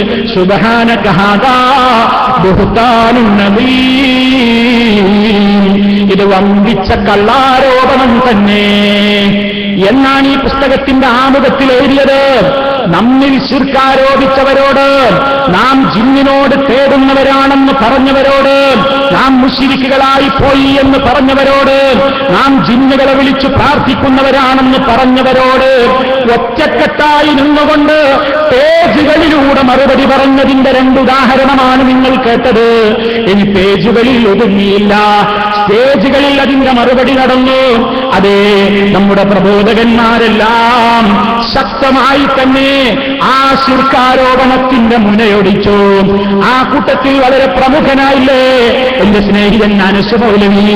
അന്ന് അദ്ദേഹം വളരെ കൃത്യമായി ഈ ഇസ്ലാഹ് പൊക്കിപ്പിടിച്ചുകൊണ്ട് തന്നെ പറഞ്ഞില്ലേ, ഇതിലെവിടെയാണ് ശിർക്ക്, ഇതിലെവിടെയാണ് ശിർക്ക്, ഇതിലെവിടെയാണ് ഭൗതികത, ഇതിലെവിടെയാണ് പ്രാർത്ഥന എന്ന് പേജുകളിലൂടെ പലരും പ്രതിരോധിച്ചിട്ടുണ്ട്. പക്ഷേ ആ രംഗത്ത് അദ്ദേഹത്തിന്റെ ആ കാലഘട്ടത്തിലുള്ള പ്രസംഗങ്ങൾ ധാരാളക്കണക്കിനായിരുന്നു എന്നതിൽ ആർക്കും തർക്കമില്ലല്ലോ. അങ്ങനെ നമ്മൾ ഒന്നായി ഒരേ മനസ്സോടെ സ്റ്റേജുകളിലൂടെ പേജുകളിലൂടെ നമുക്ക് നേരെ ശിർക്ക് ഒരു നിലക്കുള്ള കാര്യവുമില്ലാതെ കള്ളാരോപണങ്ങളുമായി ആരോപിച്ചവരുടെ നേരെ പ്രതിരോധ നിര ചേർത്തു, പ്രമാണങ്ങൾ ഉദ്ധരിച്ചുകൊണ്ട് സംസാരിച്ചു. മാത്രമല്ല, അതുകൊണ്ടും തീർന്നില്ലല്ലോ പ്രിയമുള്ളവരെ. അക്കാലത്തതാ ഈ പ്രശ്നത്തിൽ ഏറ്റവും കൂടുതലതാ ഒരുപാട് പ്രയാസങ്ങൾക്കും ദുർവ്യാഖ്യാനങ്ങൾക്കും അതേ നിമിത്തമായി കഴിഞ്ഞ കാര്യങ്ങൾ ഉയർത്തിക്കാണിച്ചുകൊണ്ടല്ലേ അവർ ശിർക്കാരോപിച്ചത്. പക്ഷേ ഇപ്പൊ സംഭവിച്ചത് എന്താണ്? ഇപ്പൊ സംഭവിച്ചത് ആ ആരോപകന്മാരുടെ കൂട്ടത്തിലേക്ക് അന്നത്തെ ആരോപിക്കപ്പെട്ട ആളുകളെ പോലും അങ്ങോട്ട് ചേർന്നു കൊടുത്തു. അവരിപ്പോൾ അവരുടെ കൂടെ ചേർന്നിട്ട് ഇപ്പോൾ ഇങ്ങോട്ട് ആരോപിക്കാൻ തുടങ്ങി. അതേ, സുല്ലമി സെൻസിങ്ങിനോട് പറഞ്ഞ പോലെ ബഹുമാന്യനായ TP സത്യധാരയോടും പോയിട്ട് പറഞ്ഞു, നേരത്തെ നിങ്ങൾ കേട്ടില്ലേ, ജിന്നുകളോട് വിളിച്ചു പ്രാർത്ഥിക്കാമെന്ന് പറയുന്നവര് കൂട്ടർ ഞങ്ങളിൽ ഉണ്ടായതാണ് പ്രശ്നമുണ്ടായതെന്ന്. ചിന്തിക്കണ്ടേ പ്രിയപ്പെട്ട മുസ്ലിമേ, എവിടെയാണ്, ആരാണ് ജിന്നുകളെ വിളിച്ചു പ്രാർത്ഥിക്കുന്നവർ? അല്ലാഹുവല്ലാത്തവരെ വിളിച്ചു പ്രാർത്ഥിക്കുന്നവരെ പലരെയും നമുക്ക് കാണാമല്ലോ, പല മതവിഭാഗങ്ങളിലും കാണാമല്ലോ, മുസ്ലിമെന്ന് പറയുന്നവരിലും കാണാമല്ലോ. എന്നാൽ ജിന്നുകളെ വിളിച്ചു പ്രാർത്ഥിക്കുന്ന ഒരൊറ്റ മുസ്ലിമുണ്ടോ മുജാഹിദുകളുടെ കൂട്ടത്തിൽ എന്ന് വളരെ ഗൗരവത്തോടുകൂടി നമ്മൾ ചിന്തിക്കേണ്ടതുണ്ട്. ഏതോ ഒരു ഗോപി ഒരു ജിന്നിന്റെ പേരിൽ ഒരു ക്ഷേത്രമുണ്ടാക്കിയിട്ട് തേടുന്നതാണ് തെളിവായിട്ട് പലരും പറയുന്നത്. ഓ പ്രിയമുള്ളവരെ, അതേ, വളരെ ഗൗരവത്തോടെ നമ്മൾ മനസ്സിലാക്കണം. അല്ലാഹുവിന്റെ കോടതിയിൽ വളരെ കൃത്യമായി ചോദിക്കപ്പെടുന്ന യാഥാർത്ഥ്യങ്ങളല്ലേ ഇതൊക്കെ നാം മനസ്സിലാക്കേണ്ടതുണ്ട്. പലപ്പോഴും ഈ ഉള്ളവനെ കുറിച്ചൊരു ആരോപണം പറയാറുണ്ട്.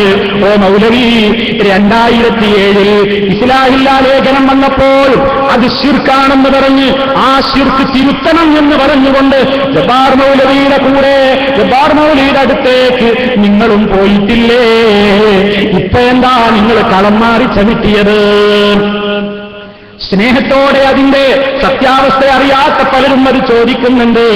ഞാൻ പറയട്ടെ പ്രിയമുള്ളവരെ, നബി സല്ലല്ലാഹു അലൈഹി വസല്ലം പഠിപ്പിച്ച ആശയാദർശങ്ങൾ സമൂഹത്തിന്റെ മുമ്പാകെ പറഞ്ഞുകൊണ്ടിരിക്കുന്ന മുജാഹിദുകൾക്കെതിരെ ഈ ഇസ്ലാഹിന്റെ ലക്കം പൊക്കിപ്പിടിച്ചുകൊണ്ട് അബ്ദുൽ ഹമീദ് ഫൈസി അമ്പലക്കടവടക്കമുള്ള അഹ്സനിമാരടക്കമുള്ള അതുപോലെ തന്നെ ഖുബൂരികളടക്കമുള്ള ഒട്ടേറെ ആളുകളും അതുപോലെ തന്നെ നമ്മുടെ കൂട്ടത്തിൽ നിന്ന് പിരിഞ്ഞുപോയ ഈ സുഹൃത്തുക്കളും ഇവരൊക്കെ 2002 മുതൽ 2007 മുതൽ അതിസംബന്ധമായിട്ടുള്ള കാര്യങ്ങൾ ചൂടുപിടിച്ച് സംസാരങ്ങൾ നടന്നപ്പോൾ ഈ തെറ്റിദ്ധാരണകൾ സമൂഹത്തിൽ ഉണ്ടാക്കി തീർത്തത് ഈ വരികൾ ഉയർത്തിപ്പിടിച്ചുകൊണ്ടാണെന്ന് വന്നപ്പോൾ ആ ലേഖകനെ സമീപിച്ചുകൊണ്ട് ഇതിനൊരു വിശദീകരണം ആവശ്യമാണല്ലോ എന്നുണർത്താൻ വേണ്ടിയാണ് പോയത്.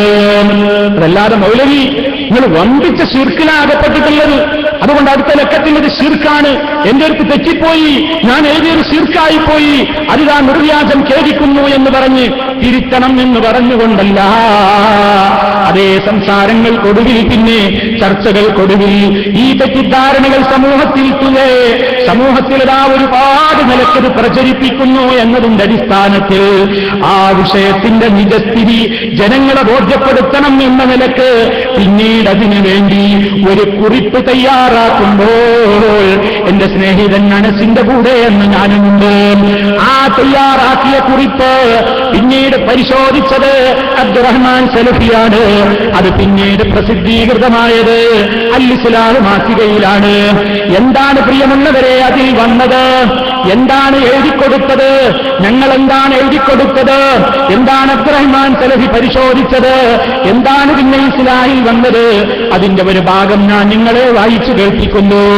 വിജനപ്രദേശത്ത് നിന്ന് ശബ്ദം കേൾക്കുന്നത് ആരാകട്ടെ എന്നെ സഹായിക്കട്ടെ എന്ന നിലക്ക് അല്ലാഹുവിന്റെ അടിമകളെ എന്ന് വിളിച്ചാൽ അതിൽ അഭൗതികതയോ ശിർക്കോ ഇല്ല എന്ന് മാത്രമേ ലേഖകൻ നിർദ്ദേശിച്ചിട്ടുള്ളൂ.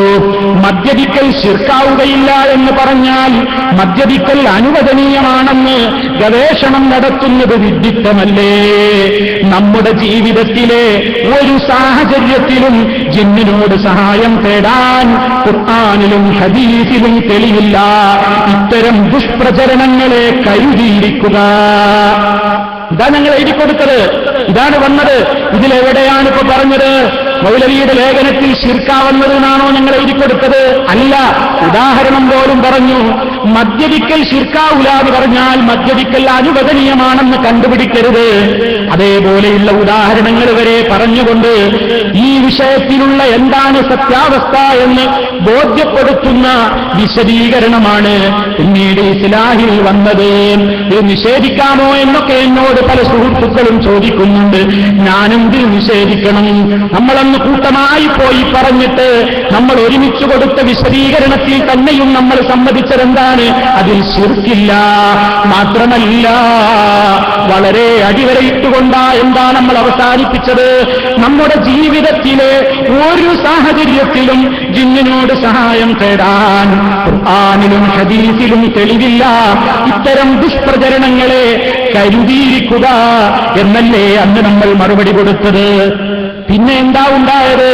ഈ മറുപടിയൊക്കെ കൊടുത്തിട്ടും പിന്നെ കാലം കുറെ കഴിഞ്ഞപ്പോൾ അതേ എല്ലാവരും കൂടി ആരോപകന്മാരുടെ പക്ഷത്തേക്ക് ചേർന്നിട്ട് ഇങ്ങോട്ട് ആരോപണങ്ങൾ ഉന്നയിക്കാൻ തുടങ്ങി.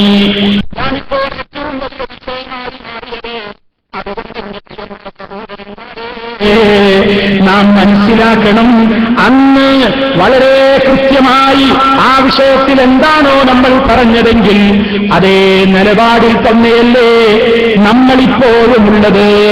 ആർക്കാ മാറ്റം വന്നത്? ആർക്കാണ് വ്യത്യാസം സംഭവിച്ചത്?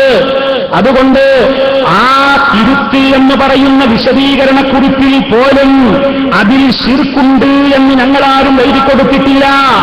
അല്ലെങ്കിൽ അത് എഴുതുമ്പോ ആ എഴുതുന്നവരോ പരിശോധിക്കുന്നവരോ ഒക്കെ പറയണ്ടേ ഇത് പോരാ, അതിൽ ശിർക്കുണ്ട് തന്നെ എഴുതണം. പറഞ്ഞിട്ടില്ലല്ലോ. അപ്പൊ സുഹൃത്തുക്കളെ, അന്ന് പറഞ്ഞിടത്ത് തന്നെ ഇന്നും നിൽക്കുന്നു. മാത്രമല്ല അന്ധവിശ്വാസങ്ങളിലേക്ക് മുജാഹിദ് പ്രസ്ഥാനം തിരികെ കൊണ്ടുപോകുന്നെന്നാണ് പറയുന്നത്. അന്നില്ലെന്ന് 2002 പിരിഞ്ഞുപോയ വ്യതിയാനം വന്നു പോയിട്ടുള്ള ആ കൂട്ടം ആളുകൾ അവർ നമ്മെക്കുറിച്ച് പറഞ്ഞ് അതേ അന്നും ഇന്നും പറയുന്നൊരു കാര്യമാണ് ജിന്നുബാധ, സിഹർ ഫലിക്കും തുടങ്ങിയ അന്ധവിശ്വാസങ്ങളിലേക്ക് തിരിച്ചു കൊണ്ടുപോകുന്നു. സുഹൃത്തുക്കളെ, ഇത് അന്ധവിശ്വാസമാണോ? ജിന്ന് മനുഷ്യന്റെ ശരീരത്തിൽ പ്രവേശിക്കാൻ സാധ്യതയുണ്ട്, അങ്ങനെ ബാധിക്കാം, അത് പ്രമാണവിരുദ്ധമല്ല എന്ന രൂപത്തിലതാ പ്രമാണങ്ങളിലെല്ലാം കൃത്യമായി തന്നെയുള്ള ഒരു യാഥാർത്ഥ്യത്തെ നമുക്കെല്ലാം സുപരിചിതമായ മുഹമ്മദ് അമാനി മൗലവിയുടെ ഖുർആൻ പരിഭാഷ വ്യാഖ്യാനത്തിലും നമുക്ക് വായിക്കാനാവില്ലേ? അമാനി മൗലവി അന്ധവിശ്വാസിയാണോ? അമാനി മൗലവി അന്ധവിശ്വാസത്തിലേക്ക് കൊണ്ടുപോയയാളാണോ? ജമിയത്തുൽ ഉലമയുടെ തീരുമാനങ്ങൾ എന്ന് പറഞ്ഞുകൊണ്ട് നേരത്തെ എന്റെ സ്നേഹിതൻ ടി.കെ. അഷ്റഫ് സാഹിബിലൂടെ വായിച്ച കാര്യങ്ങളിലും നിങ്ങൾ കണ്ടില്ലേ? ഇന്ന് മനുഷ്യ ശരീരത്തിൽ പ്രവേശിക്കാം. അതിലാരൊക്കെയാണ് ഒപ്പിട്ടത്? അതെ, ഇപ്പോൾ പറയുന്നു ജിന്നുബാധ പോലെയുള്ള അന്ധവിശ്വാസങ്ങളിലേക്ക് തിരിച്ചു കൊണ്ടുപോകാൻ സമ്മതിക്കൂല എന്നൊക്കെ പറയുമ്പോ ഇതാരോ പുതിയതായി കൊണ്ടുവന്ന ഒരു കാര്യം പോലെയാണ് സമൂഹത്തിന്റെ മുമ്പാകെ തെറ്റിദ്ധരിപ്പിച്ചുകൊണ്ടിരിക്കുന്നത്. പ്രിയമുള്ള സഹോദരന്മാരെ, ജിന്നുകൾ ബാധിക്കുന്നത് ശരീരത്തെ ബാധിച്ചേക്കാമെന്ന്, അതിന് നടത്തേണ്ടുന്ന റുഖിയകൾ ഇസ്ലാമികമായ നിലക്കതിന്റെ മാനമെന്താണെന്ന് ബഹുമാന്യനായ കേരള മുഖത്തുൽ മുജാഹിദീനിന്റെ പ്രഥമ പ്രസിഡന്റ് കെ.എം. മൗലവിയുടെ ഫത്വകളിൽ നമുക്ക് വായിക്കാനാവില്ലേ? അദ്ദേഹവും അന്ധവിശ്വാസത്തിലേക്ക് തിരിച്ചു കൊണ്ടുപോകുന്ന അന്ധവിശ്വാസിയാണോ? എന്റെ സഹോദരന്മാര് നിഷ്പക്ഷമായിട്ടൊന്ന് ആലോചിക്കണം. തീർന്നില്ല. അമാനി മൗലവിയുടെ ഖുർആൻ പരിഭാഷയിലതാ സിഹിർ സംബന്ധമായി വന്നിട്ടുള്ള കാര്യങ്ങൾ വിശദീകരിച്ചെടുത്ത് സിഹിർ ഫലിക്കും എന്ന നിലക്കല്ലേ, സിഹിറിന് യാഥാർത്ഥ്യമുണ്ടാകും എന്ന നിലക്കല്ലേ മഹാനവറുകൾ വിശദീകരണം കൊടുത്തത്? ഭാര്യാഭർത്താക്കൾക്കിടയിൽ തെറ്റിപ്പിരിക്കാൻ സിഹിർ കാരണമാകുന്നു എന്നുവരെ ആ ആയത്തിന്റെ വിശദീകരണമൊക്കെ ബഹുമാന്യനായ മുഹമ്മദ് അമാനി മൗലവിയുടെ ഖുർആൻ പരിഭാഷയിൽ അതേ ഇതിൽ നിന്ന് പിരിഞ്ഞുപോയ ആളുകൾക്ക്, അതേ ഏതു കൊല്ലത്തിൽ പിരിഞ്ഞുപോയവർക്കും, അതേ ഇതിനോട് വ്യത്യാസം വന്നിട്ടുള്ള ഈ ആശയധാരയിൽ നിന്ന് മാറിപ്പോകുന്ന ആളുകൾക്കൊക്കെ എടുത്ത് പരിശോധിച്ചു നോക്കിയാൽ മനസ്സിലാകുന്ന കാര്യമല്ലേ? അതുകൊണ്ട് അന്ധവിശ്വാസത്തിലേക്കുള്ള ഒരു പിൻവിളിയാണോ? മാത്രമല്ല, പിന്നെ നമ്മൾ മുശ്രിക്കാന്ന് പറയാൻ എന്താണ്? അബ്ദുസ്സലാം സുല്ലമി ഒരു കാരണം പറഞ്ഞത്, സിഹിറിന് യാഥാർത്ഥ്യമുണ്ട്, സിഹിർ ഫലിക്കും എന്ന വിശ്വാസം അത് ശിർക്കൻ വിശ്വാസമാണ്. എന്നാലോ 2004 മെയ് 28 പ്രസിദ്ധീകരിച്ച ശബാബ് പത്രത്തിൽ വരെ കൃത്യമായി നബി സല്ലല്ലാഹു അലൈഹി വസല്ലമിന് വരെ സിഹിർ ഫലിച്ചിട്ടുണ്ട് എന്ന കാര്യം എഴുതിയിട്ടില്ലേ? അപ്പൊ എന്താ നമ്മൾ മനസ്സിലാക്കേണ്ടത്? എന്താണ്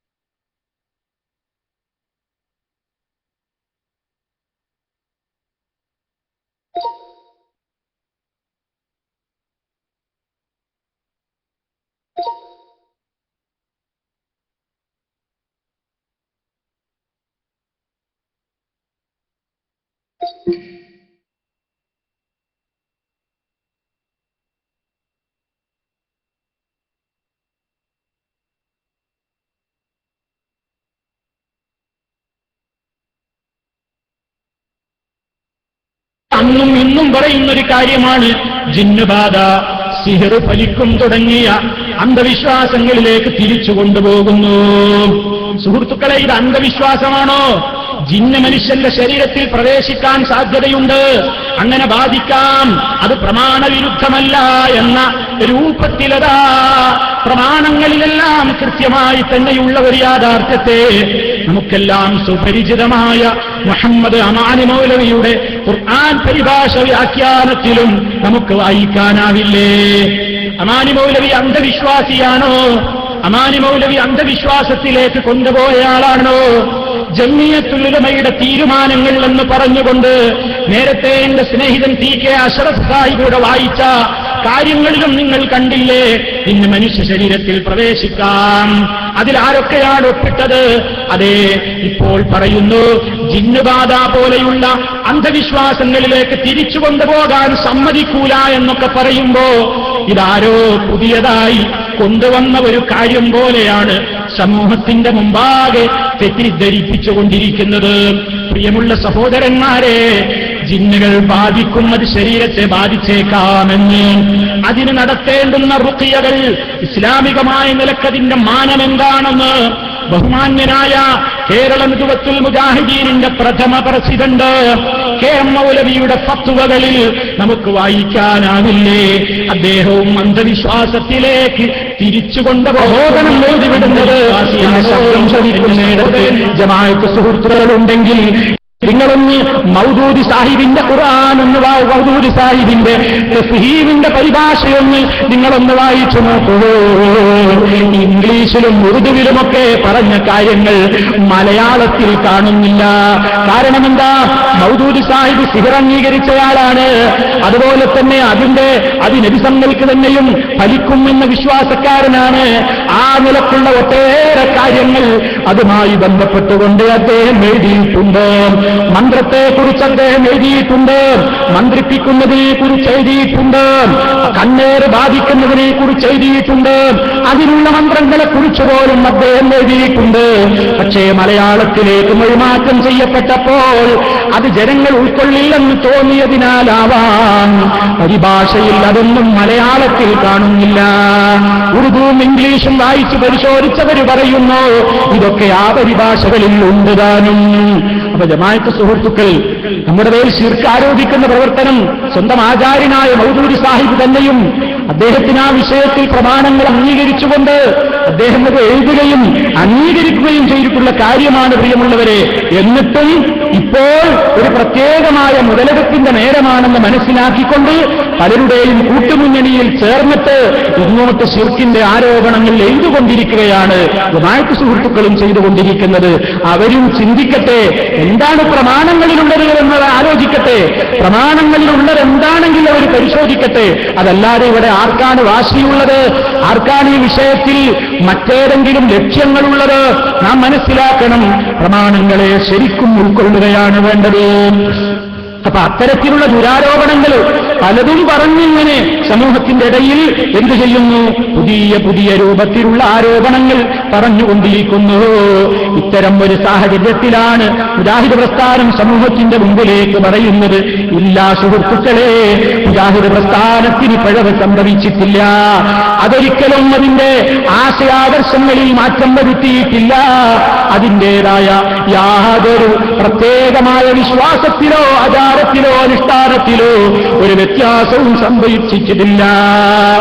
മാത്രമല്ല സുഹൃത്തുക്കളെ, ജിന്നുബാധയെ സംബന്ധിച്ച് അതല്ലെങ്കിൽ കണ്ണേറിനെ സംബന്ധിച്ച് ഒക്കെ പലരും പറയുന്നവരെന്താ, കണ്ണേറുണ്ട് എന്നൊക്കെ വിശ്വസിച്ചാൽ ഭയങ്കര മുശ്രിക്കായി പോയില്ലേന്നാണ്. ആലോചിച്ചു നോക്കണം. ഇവിടെ കൂട്ടത്തിലുള്ള ശബാബിലൊക്കെ കണ്ണേറിനെ കുറിച്ച് എന്തൊക്കെയാ എഴുതിയത്? അതുപോലെ തന്നെ അതിസംബന്ധമായി എത്രയാണ് എഴുതിയത്? കണ്ണേറ് ഫലിക്കുമെന്ന് ഹദീസുണ്ട് എന്നതിനെപ്പറ്റി പരിഹസിച്ചുകൊണ്ട് എഴുതിയിട്ടുണ്ട്. അങ്ങനെ സംഭവിക്കേ അതൊക്കെ ആരാധിക്കോ എന്നൊക്കെ പറയുമ്പോൾ അന്ധവിശ്വാസികളാണ് ഇതൊക്കെ പറയുന്നതിനല്ലേ. എന്നാ നിങ്ങൾ കേട്ടോ, മുഹമ്മദ് അമാനി മൗലവി എഴുതിയതെന്ന് കേട്ടോ. മുഹമ്മദ് അമാനി മൗലവി എഴുതിയത് എന്റെ പ്രിയപ്പെട്ട എല്ലാ സുഹൃത്തുക്കളും ഒന്ന് പരിശോധിച്ചു നോക്കണം. എന്താ അമാനി മൗലവി എഴുതുന്നത്? കണ്ണേറിനെ പറ്റി അല്പം സംഗതികൾ ഇവിടെ പറയാം. ഇതിന്റെ മൗലവി പറയാണ്, കണ്ടതും കേട്ടതുമൊക്കെ കണ്ണേറിന്റെ ഫലമാണെന്ന് ധരിക്കുകയും അതിനുവേണ്ടി മന്ത്രവാദം നടത്തിക്കുകയും ചെയ്യുന്ന ചിലരുണ്ട്. എന്ത് കണ്ടാലും അതൊക്കെ കണ്ണു കെട്ടിയതാന്ന് പറഞ്ഞിട്ട് എന്തും കണ്ടതും കേട്ടതും മുഴുവൻ കണ്ണാറാന്ന് പറഞ്ഞിട്ട് അതിനുവേണ്ടി മന്ത്രവാദം നടത്തിക്കുന്ന ചില ആൾക്കാരുണ്ട്. എന്നിട്ട് ഇതിന് തുടർന്നുകൊണ്ട് പറയുന്നത് കേട്ടോ, അപ്രകാരം തന്നെ കണ്ണേറിനെ തന്നെ നിഷേധിക്കുകയും അങ്ങനെയൊന്നുണ്ടെന്ന് പറയുന്നവരെ വിഡ്ഢികളായി ഗണിക്കുന്നവയും ചെയ്യുന്നവരുണ്ട്. കണ്ടോ, രണ്ടാമത് പറഞ്ഞത് കണ്ണേറിനെ തന്നെ നിഷേധിക്കുകയും അങ്ങനെയൊന്നുണ്ടെന്ന് പറയുന്നവരെ വിഡ്ഢികളായി ഗണിക്കുകയും ചെയ്യുന്നവരുണ്ട്. ശബാബിന്റെ താളുകളെന്ന് സുഹൃത്തുക്കൾ പരിശോധിച്ചു നോക്കി. കണ്ണേറ് യാഥാർത്ഥ്യമാണ് എന്ന് നമ്മൾ ഹദീസ് ഉദ്ധരിച്ച് പറഞ്ഞതിന് എന്തൊക്കെയാണ് അപ്പുറത്തുള്ള സുഹൃത്തുക്കൾ നമ്മെക്കുറിച്ച് എഴുതിവിട്ടത്. ശബാബിന്റെ താളുകളിൽ ഇന്നും നിങ്ങൾക്കത് കാണാനാവില്ലേ? എന്നാൽ അന്ധവിശ്വാസത്തിലേക്ക്, ശിർക്കിലേക്ക്, കുഫറിലേക്ക് എന്നൊക്കെ പറയുമ്പോ മാനിമൂലിൽ പറയുന്നത് കേട്ടോ, ഇത് പച്ച നിഷേധിക്കുകയും അങ്ങനെ ഒന്നുണ്ടെന്ന് പറയുന്നവരെ വിഡ്ഢികളായി ഗണിക്കുകയും ചെയ്യുന്നവരുണ്ട്. എന്നാൽ കണ്ണേറ് ഉണ്ടെന്ന് വ്യക്തമാക്കുന്ന ഹദീസുകൾ നാം കണ്ടുകഴിഞ്ഞു. മാനിമൂലി പറയുന്നു കണ്ണേറുണ്ട് എന്ന് വ്യക്തമാക്കുന്ന ഹദീസുകൾ നാം കണ്ടുകഴിഞ്ഞു. അതിനാൽ ഹദീസിൽ വിശ്വസിക്കുന്നവർക്കാർക്കും തന്നെ അങ്ങനെയൊന്നില്ലെന്ന് പറഞ്ഞുകൂടാ. അപ്പൊ ആരെങ്കിലും അങ്ങനെ ഇല്ലാന്ന് പറയുന്നുണ്ടെങ്കിൽ അതിന്റെ അർത്ഥം എന്താണ്? അവൻ ഹദീസ് ശരിയാണ് എന്ന് അമാനിമൂലി പറയും. കണ്ണേറ് അതുപോലെ ബന്ധപ്പെട്ട ഹദീസുകളിൽ വന്നിട്ടുള്ള കാര്യങ്ങളൊക്കെ ഒരാൾ ഇല്ലാന്ന് പറഞ്ഞാൽ അവൻ ഹദീസ് ശരിയാണ് എന്നാണ് പാരി പറഞ്ഞത്, അമാനിമൂലി പറയുന്നത്. ഇനിയും കേട്ടോ, ഇബ്നുൽ ഖയ്യിം റഹിമഹുള്ളയുടെ ഒരു വാചകം ഉദ്ധരിച്ചുകൊണ്ട് അമാനിമൂലി കൊടുക്കുന്നത് കേട്ടോ, ബുദ്ധി കൊണ്ടും അറിവുകൊണ്ടും വളരെയൊന്നും അനുഗ്രഹിക്കപ്പെട്ടിട്ടില്ലാത്ത ചില ആളുകൾ കണ്ണേറ് നിഷേധിക്കുന്നുണ്ട്. ആ വാചകം മനസ്സിലാക്കണം, മൗലവിയുടെ വാചകം മനസ്സിലാക്കണം. ബുദ്ധി, അറിവ് ഇതൊന്നുമില്ലാത്ത ചില ആളുകൾ കണ്ണേറ് നിഷേധിക്കുന്നുണ്ട്. അത് യാഥാർത്ഥ്യമല്ല, വെറും ഊഹാപോഹമാണെന്നാണ് അവർ പറയുന്നത്. ബുദ്ധിയും അനുഭവജ്ഞാനവും മതപരമായ അറിവും കുറഞ്ഞ മൂഢന്മാരും മൂഢധാരണകളുടെ കട്ടിയേറിയ മറക്കകത്ത് കഴിയുന്നവരും അതേസമയം തൊലിക്കട്ടി കൂടിയവരുമാണവർ. ആര്? കണ്ണേറ് നിഷേധിക്കുന്നവർ മൂഢന്മാരാണ്. മൂഢന്മാരുടെ മൂഢതയുടെ മറക്കപ്പുറത്ത് കഴിയുന്നവരാണ്. തൊലിക്കട്ടിയല്ലാതെ കൂടിയ ആളുകളാണ്. എന്നിട്ട് മനസ്സിനെയോ ആത്മാവിനെയോ സംബന്ധിച്ചോ അവയുടെ ഗുണങ്ങളെയോ പ്രവർത്തനങ്ങളെയോ പ്രതിഫലനങ്ങളെയോ സംബന്ധിച്ചോ വിദൂര ജ്ഞാനമേ അവർക്കുള്ളൂ. കണ്ടോ? അപ്പൊ അവർക്ക് ഇതിനെപ്പറ്റി അറിവില്ല, ബുദ്ധിയില്ല, തന്റേടമില്ല. വിഡ്ഢിത്തത്തിന്റെ ഏറ്റവും വലിയ മറക്കകത്താണ് അവരിയ്ക്കുന്നത്. ഹദീസുകളെപ്പറ്റി അവർക്ക് വിവരമില്ല എന്നാണ് മുഹമ്മദ് അമാനി മൗലവി രേഖപ്പെടുത്തുന്നത്. അപ്പൊ സുഹൃത്തുക്കളെ ഒന്ന് ചിന്തിച്ചു നോക്കൂ. കണ്ണേറ് ബാധിക്കുമെന്ന് പറഞ്ഞാൽ അതൊക്കെ പുരായുധ കേരളം കുഴിച്ചുമൂടിയ അന്ധവിശ്വാസത്തിലേക്ക് തിരിച്ചുകൊണ്ടുപോകലാണെന്ന് പറഞ്ഞാൽ അങ്ങനെ തിരിച്ചുകൊണ്ടുപോയത് ആരാ? അമാനി മൗലവിയാന്ന് പറയേണ്ടി വരും. മാത്രല്ല, മഹാനായ നബി സല്ലല്ലാഹു അലൈഹി വസല്ലം അതാ കണ്ണേറ് ബാധിക്കാതിരിക്കാനും കണ്ണേറിന്റെ ശല്യത്തിൽ നിന്ന് അല്ലാഹുവിൽ നിന്ന് കാവല് കിട്ടാനും വേണ്ടി തന്റെ പ്രിയപ്പെട്ട പേരമക്കളായ ഹസൻ ഹുസൈൻ എന്നിവരോക്ക് വേണ്ടി പ്രത്യേകമായി ദുആ നടത്തുന്നു, ദിക്ർ നടത്തുന്നു, മന്ത്രിക്കുന്നു. ഹദീസുകളിൽ നമുക്ക് കാണാം, ഹസൻ ഹുസൈൻ റളിയല്ലാഹു അൻഹുവിന്റെ അടുത്തതാ ആ രണ്ട് പേരമക്കൾക്ക് വേണ്ടി തങ്ങൾ പ്രാർത്ഥിക്കുന്നു. ഉഈദുകുമാ ബികലിമാത്തില്ലാഹി താമ്മ മിൻ കുല്ലി ശൈത്താനിൻ വഹമ്മ വമിൻ കുല്ലി ഐനിൻ ലാമ്മ. ആക്ഷേപകാരിയായ കണ്ണിന്റെ ഉപദ്രവത്തിൽ നിന്ന് എന്നുകൂടി അതിലുണ്ട്. നബി സല്ലല്ലാഹു അലൈഹി വസല്ലം ഈ കുട്ടികൾക്ക് വേണ്ടി അതേ മന്ത്രിക്കുകയാണ്. അല്ലാഹുവിന്റെ റസൂല് അന്ധവിശ്വാസിയാണോ സഹോദരാ? അല്ലാഹുവിന്റെ റസൂല് അന്ധവിശ്വാസത്തിലേക്ക് ക്ഷണിക്കുന്നയാളാണോ സഹോദരാ? അല്ലല്ലോ. മാത്രമല്ല, നബി തങ്ങൾ ഈ മന്ത്രം നിർവഹിച്ച ശേഷം അതേ ആ ഹദീസിന്റെ ബാക്കി ഭാഗത്ത് കാണാം.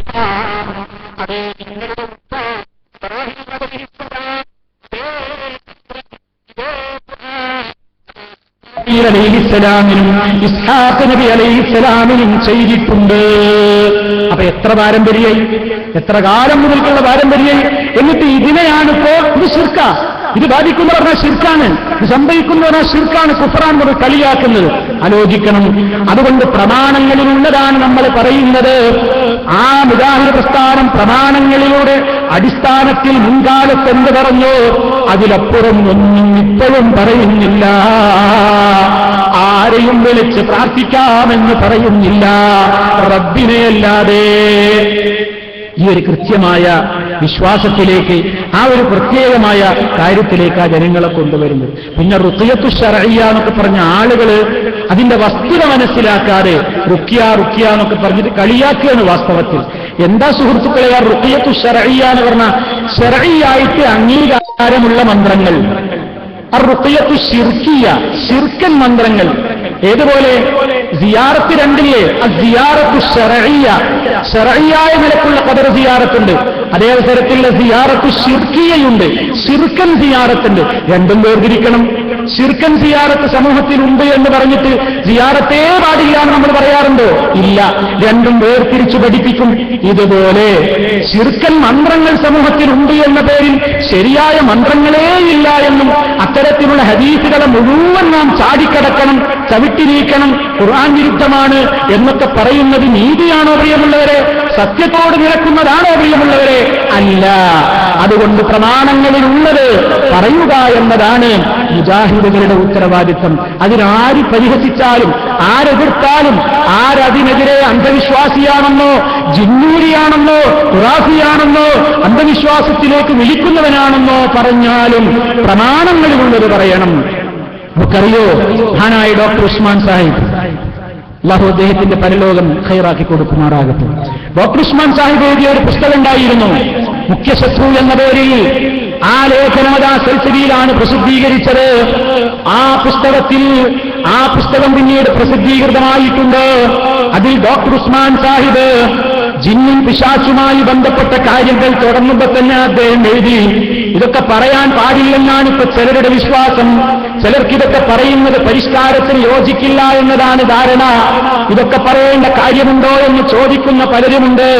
എന്നാൽ മനുഷ്യനെ തൗഹീദിൽ നിന്ന് തെറ്റിക്കുന്നവനാണ് പിശാചെന്നതുകൊണ്ട് വിശ്വാസം ഉറപ്പിക്കാൻ വേണ്ടി, പൈശാചികമായ ഉപദ്രവങ്ങളിൽ നിന്ന് കാവല് കിട്ടാൻ വേണ്ടി വിശ്വാസികൾ ശരിക്കും പഠിക്കേണ്ടതാണിത് എന്ന നിലക്കാണ് ഞാനിത് എഴുതുന്നത് എന്ന് ഡോക്ടർ ഉസ്മാൻ സാഹിബ് അന്ന് എഴുതേണ്ടി വന്നു.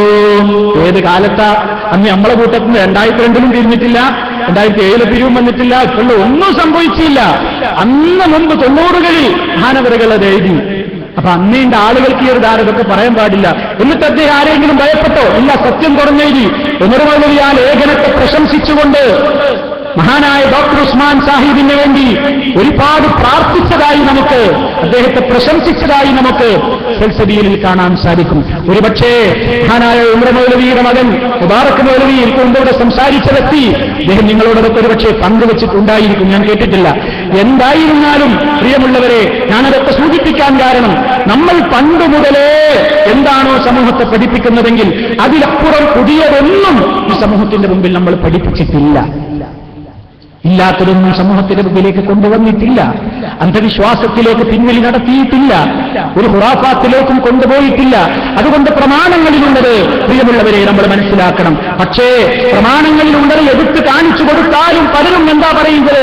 ആ ഹദീസൊന്നും ഇങ്ങോട്ട് കൊണ്ടുവരണ്ട, കാരണം അതൊക്കെ ഖുർആൻ വിരുദ്ധമാണ് എന്ന് പറഞ്ഞ് ഒരുപാട് ഹദീസുകളെ ചവിട്ടി വടിക്കുകയാണ്. ജമാഅത്തുൽ ഇസ്ലാമിയുടെ ഓബ്ദുറഹ്മാൻ സാഹിബ്, ഓബ്ദുള്ള സാഹിബ് നബി സല്ലല്ലാഹു അലൈഹി വസല്ലമിന്റെ മുടിയെ സംബന്ധിച്ചുള്ള ചർച്ച വന്ന കാലത്ത് അല്ലാഹുവിന്റെ റസൂലിന്റെ മുടിക്ക് പ്രത്യേകത ഉണ്ടായിരുന്നു എന്ന ഉള്ള സത്യത്തെ പോലും അദ്ദേഹം പറയുന്നത് അത്തരം ഹദീസൊക്കെ ബുഖാരിയിലും മുസ്ലിമിലൊക്കെ കണ്ട ഞാനങ്ങ് ചാടിക്കടക്കലാ പതിവ് എന്നാണ്. എന്താ ചാടിക്കടക്കാർന്ന?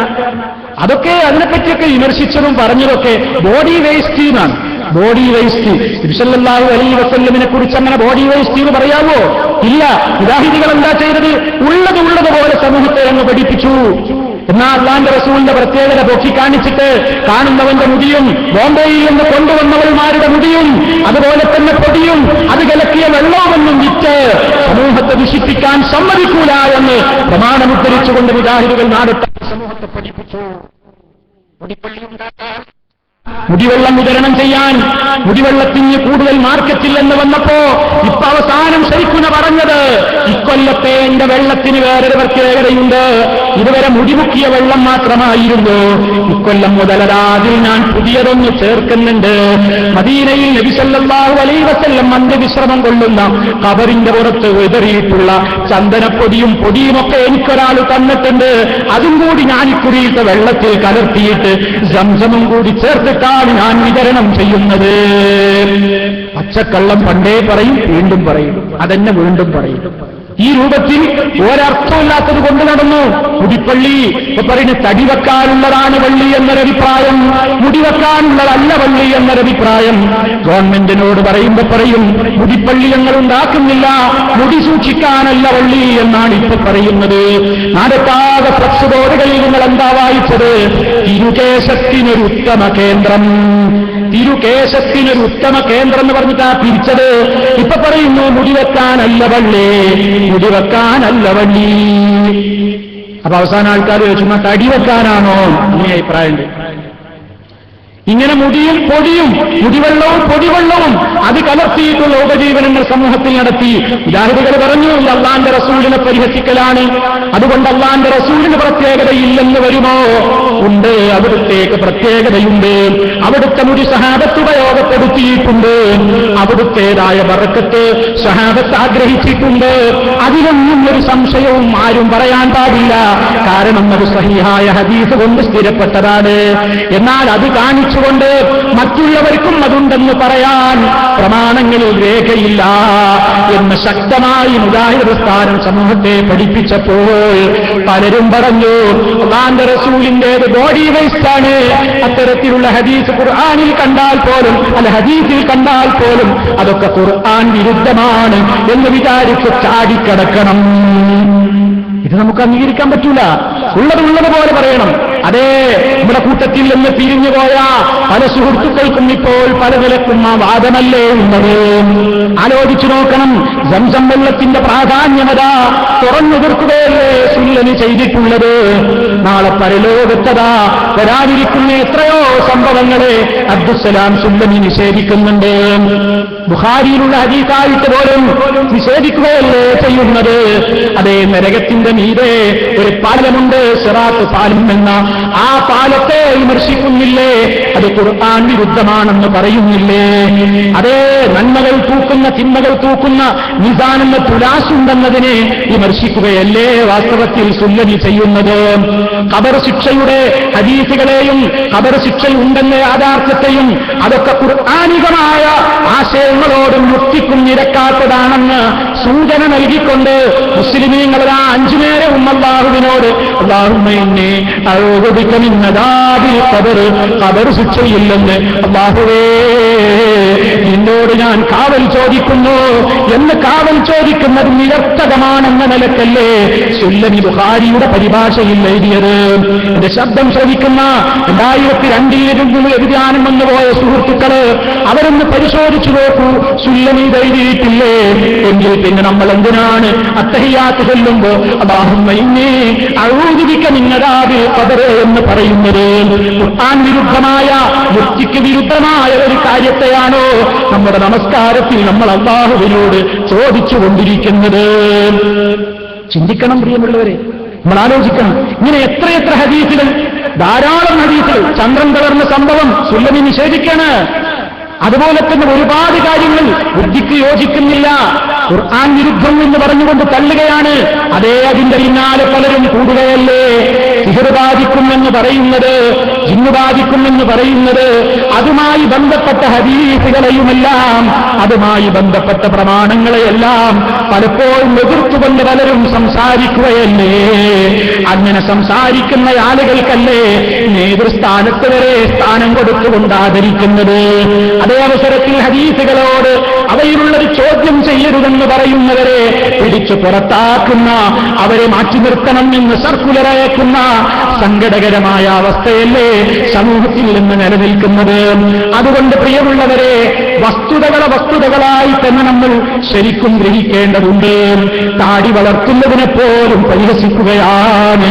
അതേ, വളരെ കൃത്യമായി തന്നെ എത്രത്തോളം എന്ന് വെച്ചാൽ താടി വളർത്തുന്നവരെ കാണുമ്പോൾ എനിക്ക് പേടിയാണെന്നവരെ സുല്ലമി എഴുതിവിടുകയുണ്ടായി. മനസ്സിലാക്കണം, അത്രയും അതിനെ എതിർത്തു. മാത്രല്ല, ഒരു പുണ്യകർമ്മമാണിത് എന്ന നിലക്ക്, മതപരമായ ഒരു കാര്യമാണെന്ന നിലക്കോ നിർബന്ധമാണെന്ന നിലക്കോ ആരെങ്കിലും താടി വളർത്തിയ അവൻ കുറ്റക്കാരനാണെന്നവരെ എഴുതി വെച്ചു. ആലോചിച്ചു നോക്കണം എന്റെ സുഹൃത്തുക്കള്, ആലോചിച്ചു നോക്ക്. എന്തിനാണ് നമ്മളിതൊക്കെ സംസാരിക്കുന്ന ഒരു സഹോദരങ്ങളെ? രക്ഷപ്പെട്ടോളൂ. ഇത്തരത്തിലുള്ള അബദ്ധധാരണകളിൽ നിന്ന് രക്ഷപ്പെടണം. പ്രമാണങ്ങളിലേക്ക് മടങ്ങണം. പ്രമാണങ്ങളിലുള്ളത് എന്താണെങ്കിലും അത് അംഗീകരിക്കണം. അത് ആർക്ക് അരോചകമായാലും ആർക്കെത്ര വിരോധമായി തോന്നിയാലും ഫലാ വറബ്ബിക ലാ യുഅ്മിനൂൻ ഹത്താ യുഹക്കിമൂക ഫീമാ ശജറ ബൈനഹും സുമ്മ ലാ യജിദൂ ഫീ അൻഫുസിഹിം ഹറജൻ മിമ്മാ ഖദൈത വയുസല്ലിമൂ തസ്ലീമാ. നിന്റെ റബ്ബിനെ തന്നെയാണ് സത്യം, അവർ വിശ്വാസികളാവുകയില്ല തന്നെ. നിന്നെ വിധികർത്താവാക്കുന്നത് വരെ അഭിപ്രായ വ്യത്യാസമുള്ള ഏത് വിഷയങ്ങളിലും അതേ നിന്റെ വിധി, നിന്റെ തീരുമാനത്തെ അവർ അംഗീകരിക്കുകയും സമ്പൂർണമായി അതിനോട് മനസ്സ് കീഴ്പ്പെടുകയും ചെയ്യുന്നതുവരെ അവരുടെ മനസ്സിൽ ആ തീരുമാനത്തോട് ഒരു വെറുപ്പും നീരസവും തോന്നാത്ത നിലക്ക് അവയെ അംഗീകരിക്കുമ്പോഴും ഒരാളും യഥാർത്ഥ വിശ്വാസിയാവുകയില്ല എന്ന നിലക്ക് അതേ ആശയം വരുന്ന വചനം പരിശുദ്ധ ഖുർആനിൽ നമുക്ക് കാണുവാൻ സാധിക്കുന്നു. അതുകൊണ്ട് പ്രിയമുള്ളവരെ, എന്ത് ചെയ്യണം? പ്രമാണങ്ങളിൽ ഉള്ളതനുസരിച്ച് നമ്മുടെ വിശ്വാസം ക്രമീകരിക്കണം, ആചാരങ്ങൾ ക്രമീകരിക്കണം, സ്വഭാവങ്ങൾ ക്രമീകരിക്കണം. നമ്മുടെ ജീവിതത്തിന്റെ എല്ലാം അശ്ഹദു അല്ലാ ഇലാഹ ഇല്ലല്ലാഹ് വഅശ്ഹദു അന്ന മുഹമ്മദർ റസൂലുള്ളാഹ്, ഈ കലിമയോട് കൂടുപുലർത്തിക്കൊണ്ടുള്ള വിശ്വാസം, അതിനോട് കൂടുപുലർത്തിക്കൊണ്ടുള്ള ആചാരം, അതിനോട് കൂടുപുലർത്തിക്കൊണ്ടുള്ള സ്വഭാവം, അതേ അപ്പോഴേ സമാധാനമുണ്ടാകൂ. രാവിലെ ഉണരുമ്പോൾ മുതൽ നമുക്ക് ദിക്റുണ്ട്, രാത്രി ഉറങ്ങുന്നത് വരെയും നമുക്ക് ദിക്റുണ്ട്, വീട്ടിൽ പ്രവേശിക്കുമ്പോൾ ദിക്റുണ്ട്, വീട്ടിന്റെ അകത്ത് ഖുർആൻ പാരായണമുണ്ട്. പൈശാചികമായ ബാധകളിൽ നിന്ന്, ശല്യങ്ങളിൽ നിന്ന് വീടിന് കാവലാണ് പ്രത്യേകിച്ച് സൂറത്തുൽ ബഖറ പാരായണം, ഖുർആൻ പാരായണം. ദിക്റുകളതാ ജീവിതത്തിന്റെ എല്ലാ രംഗത്തും അർത്ഥവും ആശയവും ഗ്രഹിച്ചുകൊണ്ട് നമ്മൾ കൊണ്ടു നടക്കണം. ഏതവസരത്തിലും അല്ലാഹ് അല്ലാഹ്, റബ്ബിനോട് മാത്രമാണ് നമ്മുടെ മനസ്സ്. റബ്ബല്ലാതെ ഒരിടത്ത് വെച്ചും നമുക്ക് യാ ഇബാദല്ലാഹ് എന്നൊരു വിളി നമുക്കില്ല. യാ അല്ലാഹ്, യാ റഹ്മാൻ, യാ റഊഫ്, യാ റഹീം, യാ ഗഫൂർ എന്നിങ്ങനെ വലില്ലാഹിൽ അസ്മാഉൽ ഹുസ്നാ ഫദ്ഉഹു ബിഹാ, അല്ലാഹുവിന് ഏറ്റവും വിശിഷ്ടമായ ഉത്തമമായ നാമങ്ങളുണ്ട്, അതുകൊണ്ട് നിങ്ങൾ അവനെ വിളിക്കൂ എന്ന് പറഞ്ഞ കൽപ്പനയെ മാനിച്ചുകൊണ്ട് അത് ജീവിതത്തിൽ കൃത്യമായി അടിയുറച്ച് വിശ്വസിച്ചുകൊണ്ട് അള്ളയെല്ലാം കാണുന്നു, കേൾക്കുന്നു, അറിയുന്നു, അല്ലാഹുവിന്റെ ശ്രദ്ധയിൽ നിന്ന് തെറ്റിക്കൊണ്ട് എനിക്കൊന്നും ചെയ്യാനാവില്ല. അവിടെ നമ്മെ നിയന്ത്രിക്കാൻ ആരും വേണ്ട, പോലീസും വേണ്ട, പട്ടാളവും വേണ്ട, ഉമ്മയും വേണ്ട, ഉപ്പയും വേണ്ട, ആരും വേണ്ട. എല്ലാവരുടെ കണ്ണുകളും ഉറങ്ങും. പടച്ച റബ്ബ് ഉറങ്ങുന്നവനല്ല, എല്ലാവരിൽ നിന്നും മറയിട്ടുകൊണ്ട്, വാതിൽ മറയിട്ടുകൊണ്ടോ കർട്ടൻ മറയിട്ടുകൊണ്ടോ പലരും പലർക്കും പ്രവർത്തിക്കാം. പടച്ചവന്റെ കണ്ണുകൾ അതിനെയെല്ലാം ഭേദിക്കുന്നതാണ്, എല്ലാം കാണുന്നവനാണ്. അവന്റെ കാഴ്ചയിൽ നിന്ന് ഒന്നും മറയില്ല, അവന്റെ അറിവിൽ നിന്നും അറിയില്ല, അവന്റെ കേൾവിയിൽ നിന്നും അറിയില്ല. ഈ അടിയുറച്ച വിശ്വാസം ജീവിതത്തിൽ പാലിച്ചാൽ ഒരു പെണ്ണിനും ഇസ്ലാമിന്റെ വേഷം ധരിച്ചുകൊണ്ടല്ലാതെ പുറത്തു പോകാനാവില്ല. സ്ത്രീ സുരക്ഷ വല്ലാത്തൊരു ചർച്ച ചെയ്യുന്നൊരു കാലഘട്ടമാണ്, സ്ത്രീ പീഡനം വല്ലാത്തൊരു വിഷയമാണിന്ന്. ഉമ്മമാരെ, ഇസ്ലാം പറഞ്ഞ മാർഗത്തിലൂടെ നാം ജീവിച്ചോ, മക്കളെ ആ രൂപത്തിൽ തന്നെ വളർത്തിക്കോ. പടച്ച റബ്ബിന് ഇഷ്ടമില്ലാത്ത അതേ കഴുകക്കണ്ണുകൾക്ക് കൊത്തിവലിക്കാൻ പാകത്തിൽ ശരീരപ്രദർശനം നടത്തുന്ന ഒരു വേഷവുമായി നാമോ മക്കളോ ഇറങ്ങിക്കൂടാ. ഖുർആൻ പറയുന്നതാണ്, പീഡിപ്പിക്കപ്പെടാതിരിക്കാൻ, മാന്യയാണെന്നറിയാൻ ഇസ്ലാമിന്റെ നിയമങ്ങളെ കാത്തു സൂക്ഷിച്ചുകൊണ്ടാണ് സ്ത്രീകൾ ഇറങ്ങേണ്ടത്. പുരുഷലോകത്തോട് പറഞ്ഞു, ഇറങ്ങിയാൽ പലരും കാണാനുണ്ടാകും, പക്ഷേ കണ്ണൊന്ന് താഴ്ത്തണം, അതിലൂടെ നിങ്ങളുടെ ലൈംഗിക പരിശുദ്ധി നിലനിർത്തണം. സ്ത്രീലോകത്തോടും പറഞ്ഞു, നിങ്ങളും അരുതാത്തത് നോക്കണ്ട, അരുതാത്തത് കാണണ്ട, നിങ്ങളുടെ പരിശുദ്ധിയും നിലനിർത്തിക്കോളൂ. ഒരു ജീവിതത്തിൽ വല്ലതും അറിയാതെ സംഭവിച്ചുപോയോ, വതൂബൂ ഇലല്ലാഹി ജമീഅൻ അയ്യുഹൽ മുഅ്മിനൂന ലഅല്ലകും തുഫ്ലിഹൂൻ. ഓ സത്യവിശ്വാസികളെ, അല്ലാഹുവിങ്കലേക്ക് ഖേദിച്ചു മടങ്ങൂ, അവനിലേക്ക് മടങ്ങൂ, അവൻ നിങ്ങൾക്ക് പുറത്തു തരും. സത്യവിശ്വാസികളെ, നിങ്ങൾക്ക് വിജയം കിട്ടാൻ അതാണ് മാർഗമെന്ന് അല്ലാഹു തആല ഓർമ്മപ്പെടുത്തുന്നു. അതുകൊണ്ട് നമ്മുടെ വീട്ടിലുള്ള സംസ്കാരം, അതേ നമ്മുടെ എല്ലാ രംഗത്തും നമ്മൾ സൂക്ഷ്മത പാലിച്ചുകൊണ്ട് ഇസ്ലാമിന്റെ നിയമങ്ങളെ കാത്തുകൊണ്ട് ആ നിയമങ്ങളെ മറികടക്കാൻ പഠിക്കാതെ നാം ജീവിച്ചു മരിച്ചുപോയാൽ നമുക്ക് രക്ഷയുണ്ട്, സമാധാനമുണ്ട്. അതിനു വേണ്ടതെന്താണ്? അല്ലാഹുവിന്റെ കലാമ് പഠിക്കണം, ഹദീസുകൾ പഠിക്കണം, ഖുർആൻ പഠന സംരംഭങ്ങൾ അതേ കൃത്യമായി തന്നെ ശരിയായ നിലക്ക് നമ്മൾ മനസ്സിലാക്കണം. ഹദീസുകൾ പഠിക്കണം. ഒരു ഹദീസും സഹീഹായ ഹദീസാണെങ്കിൽ ഖുർആനിന് വിരുദ്ധം വരില്ല. ഖുർആൻ ഇറക്കിത്തന്ന സർവശക്തനായ നാഥന്റെ വഹയി തന്നെയാണ് ഹദീസും എന്ന് നമ്മൾ മനസ്സിലാക്കണം. ആ നബി സല്ലല്ലാഹു അലൈഹി വസല്ലം കേൾപ്പിച്ച, അവിടുന്ന് പറഞ്ഞു എന്നുറപ്പുള്ള സഹീഹായ ഒരു വചനത്തെയും പരിഹസിച്ചുകൂടാ, പുച്ഛിച്ചുകൂടാ, ചോദ്യം ചെയ്തുകൂടാ. സർവാത്മനാ സന്തോഷപൂർവ്വം അംഗീകരിക്കുകയാണ് വേണ്ടത്. ഇതാണ് മുജാഹിദുകളുടെ നിലപാട്. ഈ നിലപാടിനപ്പുറം ഇതിനെക്കുറിച്ചുള്ള ആരോപണങ്ങൾ ആളുകൾ പറയുമ്പോൾ ആരോപിക്കപ്പെടുന്ന ആളുകളെ വിളിച്ച് ചോദിച്ചുകൂടെ? ആ കാര്യം മനസ്സിലാക്കിക്കൂടെ? എന്തെല്ലാം തെറ്റിദ്ധരിപ്പിക്കലുകളാണ് നടത്തിക്കൊണ്ടിരിക്കുന്നത്. പക്ഷേ നമ്മൾ മനസ്സിലാക്കുക, എല്ലാ തെറ്റിദ്ധാരണകളും തീരുന്ന ഒരു ദിവസം, മരണനേരം, പരലോകം, ആ ബോധത്തോടെ നമ്മൾ എല്ലാവരും ജീവിക്കണം. ആ ബോധത്തോടെ ജീവിച്ചു കഴിയുമ്പോ തന്റെ നാവുകൊണ്ട് താൻ പറയുന്നത് അതേ അത് രേഖപ്പെടുത്തുന്നുണ്ട് എന്ന നിലക്ക് കൃത്യമായി തന്നെ പറയുന്നവരും പ്രചരിപ്പിക്കുന്നവരും കേൾക്കുന്നവരും കേട്ടത് ശരിയോ തെറ്റോ എന്ന് പോലും ചിന്തിക്കാതെ ഏറ്റുപാടുന്നവരും പ്രചരിപ്പിക്കുന്നവരും അതിന്റെ പേരിൽ ആളുകളെ ക്രൂശിക്കുന്നവരും തെറ്റിദ്ധരിപ്പിക്കുന്നവരും പീഡിപ്പിക്കുന്നവരും എല്ലാ തരം ആളുകളുമുണ്ട് സമൂഹത്തിൽ. പ്രിയമുള്ളവരെ, ഇസ്ലാമികമായ ശരിയായ ആ ബോധം നമ്മുടെ മനസ്സിൽ നിലനിർത്തുകയല്ലാതെ ഇതിനൊന്നും പരിഹാരമില്ല എന്നാണ് എനിക്ക് എന്റെ എല്ലാ സുഹൃത്തുക്കളോടും എന്നോടെന്ന പോലെ ഈ ശബ്ദം ശ്രവിക്കുന്ന എല്ലാവരോടും ഓർമ്മപ്പെടുത്തുവാനുള്ളത്. അതുകൊണ്ട് സുഹൃത്തുക്കളെ, നാം ശരിയായ പ്രമാണങ്ങൾ കൃത്യമായി പഠിക്കണം. പഠനം ഒരിക്കലും മുടങ്ങിക്കൂടാ. പലപ്പോഴും വിഷയങ്ങൾ പഠിക്കാത്തതാണ് പുതിയ തലമുറ പഴയ തലമുറയെ ചോദ്യം ചെയ്യുന്നു എന്ന് പ്രചരിപ്പിക്കാൻ ഇടവരുന്നത്. എന്റെ പ്രിയപ്പെട്ട സഹോദരന്മാർ മനസ്സിലാക്കണം. പ്രായം ചെന്ന ചില ആളുകൾ പറയും, ഞങ്ങളൊന്നും മുമ്പ് കേൾക്കാത്തതാണല്ലോ ഇപ്പൊ നിങ്ങൾ പറയുന്നത്.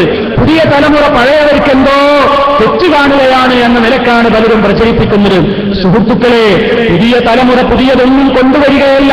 പുതിയ തലമുറ ചിലതൊക്കെ പഠിച്ചു മനസ്സിലാക്കി അത് പലപ്പോഴും പഴയ തലമുറയിലെ ചില ആളുകളെങ്കിലും കേൾക്കാതെ പോയപ്പോൾ, മുമ്പവർ എന്തോ കാരണവശാൽ പഠിക്കാതെ പോയപ്പോൾ അവർക്ക് തോന്നി ഇതൊക്കെ പുതിയത് പറയുകയാണ് എന്ന്. അതല്ലാതെ പുതിയതൊന്നും ആരും പറഞ്ഞതല്ല. അതുകൊണ്ട് വസ്തുതകളെ വസ്തുതകളായിക്കൊണ്ട് മനസ്സിലാക്കി കാര്യഗൗരവത്തിലെടുത്തുകൊണ്ട് വിഷയങ്ങൾ എന്താണെങ്കിൽ ആ വിഷയത്തിൽ കൃത്യമായുള്ള പഠനം നമ്മൾ നടത്തിക്കൊണ്ട് അന്വേഷിച്ചറിയണേ എന്നാണ് എന്റെ പ്രിയപ്പെട്ട സഹോദരങ്ങളോട് എന്നോടെന്ന പോലെ എനിക്ക് ഉണർത്തുവാനുള്ളത്. ആ നിലക്ക് നമ്മൾ ജീവിച്ചാൽ അല്ലാഹുവിന്റെ സഹായമുണ്ടാകും.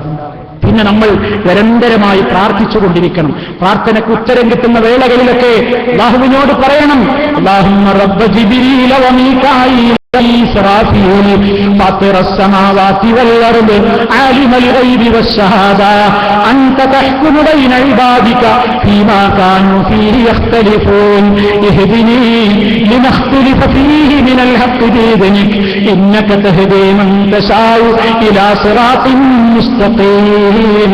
ജിബ്രീലിന്റെയും മീകാഈലിന്റെയും ഇസ്രാഫീലിന്റെയും രക്ഷിതാവേ അല്ലാഹുവേ, ആകാശഭൂമികളെ സൃഷ്ടിച്ചവൻ, ദൃശ്യവും അദൃശ്യവും ഒരുപോലെ അറിയുന്ന റബ്ബേ, അഭിപ്രായ വ്യത്യാസങ്ങൾ ഒരുപാട് കാര്യത്തിലുണ്ട്. അഭിപ്രായ വ്യത്യാസമുള്ളതിലൊക്കെ നീയല്ലേ തീരുമാനമെടുക്കുന്നവൻ. അഭിപ്രായ വ്യത്യാസമുള്ള കാര്യങ്ങളിലൊക്കെ ഹക്കിന്റെ പാതയിലേക്ക് നീ എന്നെ നയിക്കണേ. നീയാണല്ലോ നീ ഉദ്ദേശിക്കുന്നവർക്ക് നേർവഴി കൊടുക്കുന്നവൻ.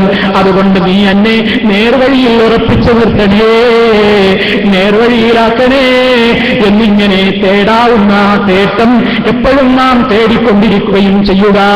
തേട്ടം തുടരുകയും പഠനം തുടരുകയും ചെയ്യണം. അപ്പോൾ അല്ലാഹു നമുക്ക് വഴി തുറന്നു തരും.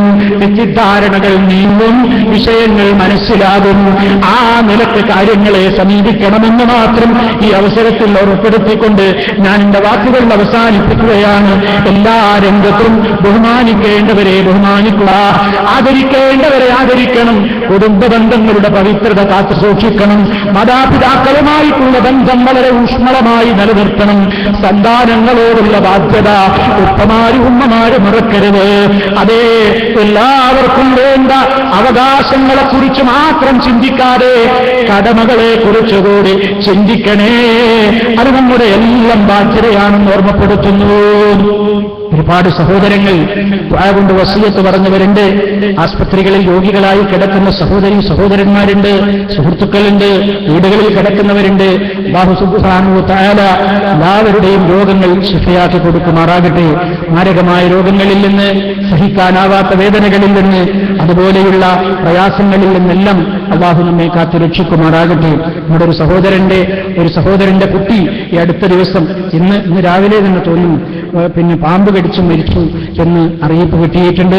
അല്ലാഹു ആ കുടുംബത്തിന് സമാധാനം നൽകി അനുഗ്രഹിക്കുമാറാകട്ടെ.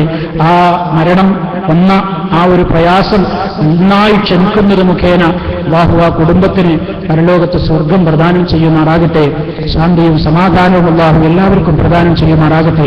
മാരകമായ രോഗങ്ങളിൽ നിന്ന്, സഹിക്കാനാവാത്ത വേദനകളിൽ നിന്ന്, ദാരിദ്ര്യങ്ങളിൽ നിന്ന്, പരീക്ഷണങ്ങളിൽ നിന്ന്, ഫിത്നകളിൽ നിന്ന്, ഫസാദുകളിൽ നിന്ന്, അപകടങ്ങളിൽ നിന്ന്, ദുരന്തങ്ങളിൽ നിന്ന് എല്ലാം അല്ലാഹു നമ്മെ കാത്ത് രക്ഷിക്കുമാറാകട്ടെ.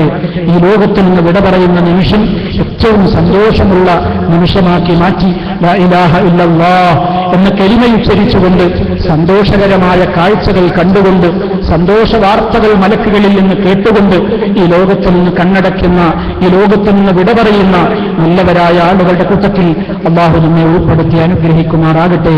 അല്ലാഹുമ്മ റബ്ബനാ തഖബ്ബൽ മിന്നാ ഇന്നക അൻതസ് സമീഉൽ അലീം വതുബ് അലൈനാ ഇന്നക അൻതത് തവ്വാബുർ റഹീം വഗ്ഫിർ ലനാ ഇന്നക അൻതൽ ഗഫൂറുർ റഹീം.